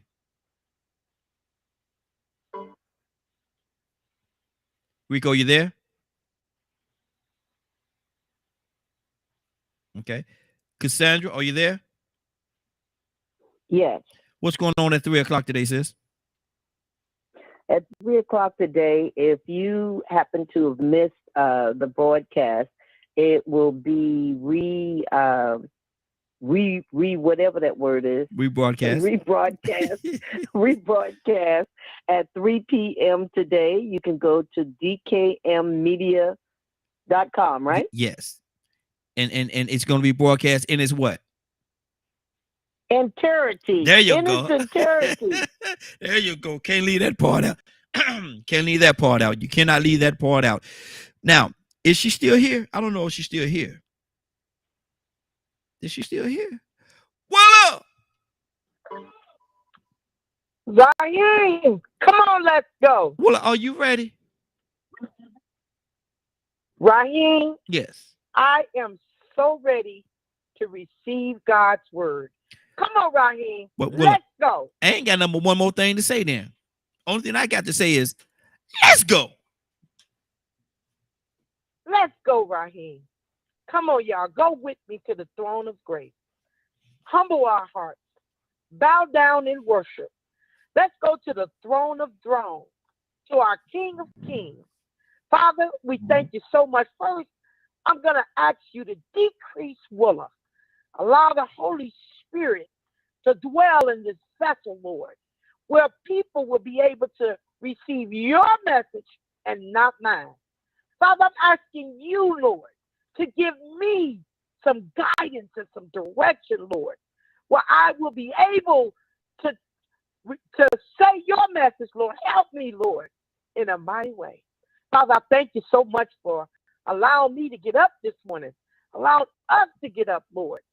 I thank you, Lord, for all the things that you've done, Lord. Father, thank you for your message this morning, Lord, but I'm praying, Lord, for strength. I'm praying for your strength, Lord. I'm praying that you guide us, give us a direction of life, Lord. Father, in this evil and wicked world.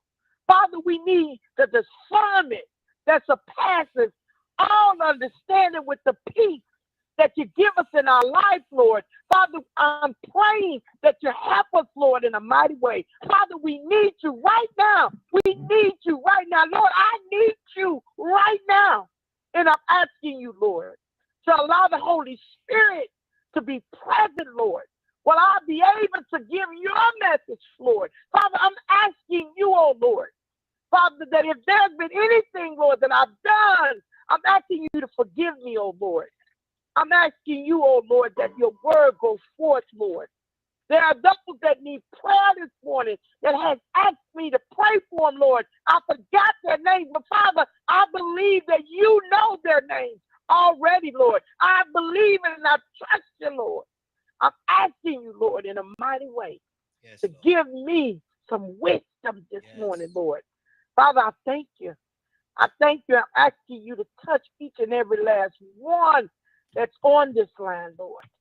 That's at the sound of my voice, Lord. Touch Raheem and his family, Lord. Thank you for your message today, Lord. In Jesus' name, amen, amen, and amen. I thank you, Lord. Amen. Amen. It's been a great broadcast today, y'all. Definitely appreciate each and every one of you all being here. Captain, anything on your heart before we get out of here? Oh, as soon as I called on him, he hung up. Ain't that something? But listen, man, it's been a great broadcast. Let me go to Zamari. Zamari, you still with us? Yes. Anything on your heart, not necessarily pertaining to the broadcast itself, anything on your heart before we get out of here? No, just listening, babe. Good deal, good deal. Ryan? Ronnie, I'm sorry I got off move when you were mentioning my name. Yes, sir. Yeah, I'll just ask you, did you have anything on your heart before we get out of here? Yeah, we still doing the evening night? Yeah, I'm glad you said that. I appreciate that. Yes, Real Men Being Men is making its return tonight from 8 o'clock to 10 o'clock p.m. Eastern Standard Time. So all my brothers that's on here, I want you all to be a part of Real Men Being Men tonight from 8 o'clock to 10 o'clock p.m. Eastern Standard Time. Real Men Being Men. We're going back to Four Square Conversation. So make sure you all are available. You'll get the link by at latest 7:45. You'll have the link already, and we'll go live right at 8 o'clock. So looking forward to that as well. Man, y'all still on here, man. Hey, I clicked over and thought y'all was gone now, man. And you just not announcing Real Men Being Men. You about to slip again. Man, look at here, man. Look at here, man. I called on you to do your I called on you to do your outro. And I said, Rico, where you at? I had to go to Cassandra. Cassandra said, look here. She said, look, in its entirety. She said it like in its entirety. She said, Cassandra said it just like that. But yeah, man, you I heard it. Yeah. She took care of it for you. I had a phone call, man, but I was trying to hurry and get back on because I knew you was gonna forget to announce the Real Men Being Men. Well, Ryan, he reminded me. Sure did. I got you back, Rico. There you go. And so tonight, man. That was good. Tonight, make sure y'all make yourself available, man. Real Men Being Men is making this return tonight, 8 o'clock to 10 o'clock p.m. Eastern Standard Time, right here on DKM Media Group and Associates. Anybody, Captain, did you have anything you want to say before we get out of here? No, first of all, I'd like to say I thank everybody for listening to this wonderful but very controversial topic. I have mad love. Sometimes I'm very passionate as I speak. I hope I ain't offend nobody with my passion. Got mad respect for you, Ryan and Bishop, those who have been in law enforcement. I got mad respect. I have not lost hope in police reform. Tomorrow, I hope to be able to present what I believe is a solution that can help bring some sense of civility, and hoping that we would never see the repeat of what happened to Sister Cassandra, family member. I want to look at that, Cassandra. I hate looking at it. I ain't gonna tell you no lie. I hate looking at stuff like that. I don't have the heart and the stomach to see brutality. I don't like to watch it. It affects me in such a way, but I will. So thank you, Ryan, for giving me and us this great opportunity. And I'm looking forward for us to continue it. But I would like to present what I think would help and eliminate what may be a big problem that is growing among law. Absolutely. You're welcome, Cap. I ain't take no offense to it. Passion is a good thing. It means that we getting somewhere. There you go. I appreciate you. Good deal. Now, we're about to get out of here, man. Y'all done kept me over to 10:25. Man, y'all owe me some extra money, man. We overtime. I get paid time and a half overtime. Y'all know that. But listen, I want to thank everybody for joining us. And more than that, I want to thank you for allowing DKM Media Group and Associates and the Morning Glow for being a part of your morning. It is now 10:25. You're about to exit the Morning Glow. But before you go, I want you to do me two favors, if you will. One, I want you to continue to pray for us because we are certainly praying for each and every one of you. Number two, why this is real simple, I want you to go out there, find somebody and give them a hug, because you never know, it could be the only hug that they get, or it could very well be their last. Love you, and ain't nothing you can do about it. Have a great day and a better tomorrow. Then we shine some of this light on you from the Morning Glow. Take it out there into this wicked and cruel world that we live in, and let your light so shine. If you get an opportunity, give somebody some love. You just might find some love in return. Won't that be a beautiful thing? Have a great day. Take care of each other. And please, please, please be blessed. talk to you tonight on Real Men Being Men of God Say the Same. And if you get an opportunity, give somebody some love and truth today. They will appreciate it, and I'm sure that you will too. Love you. Stay blessed.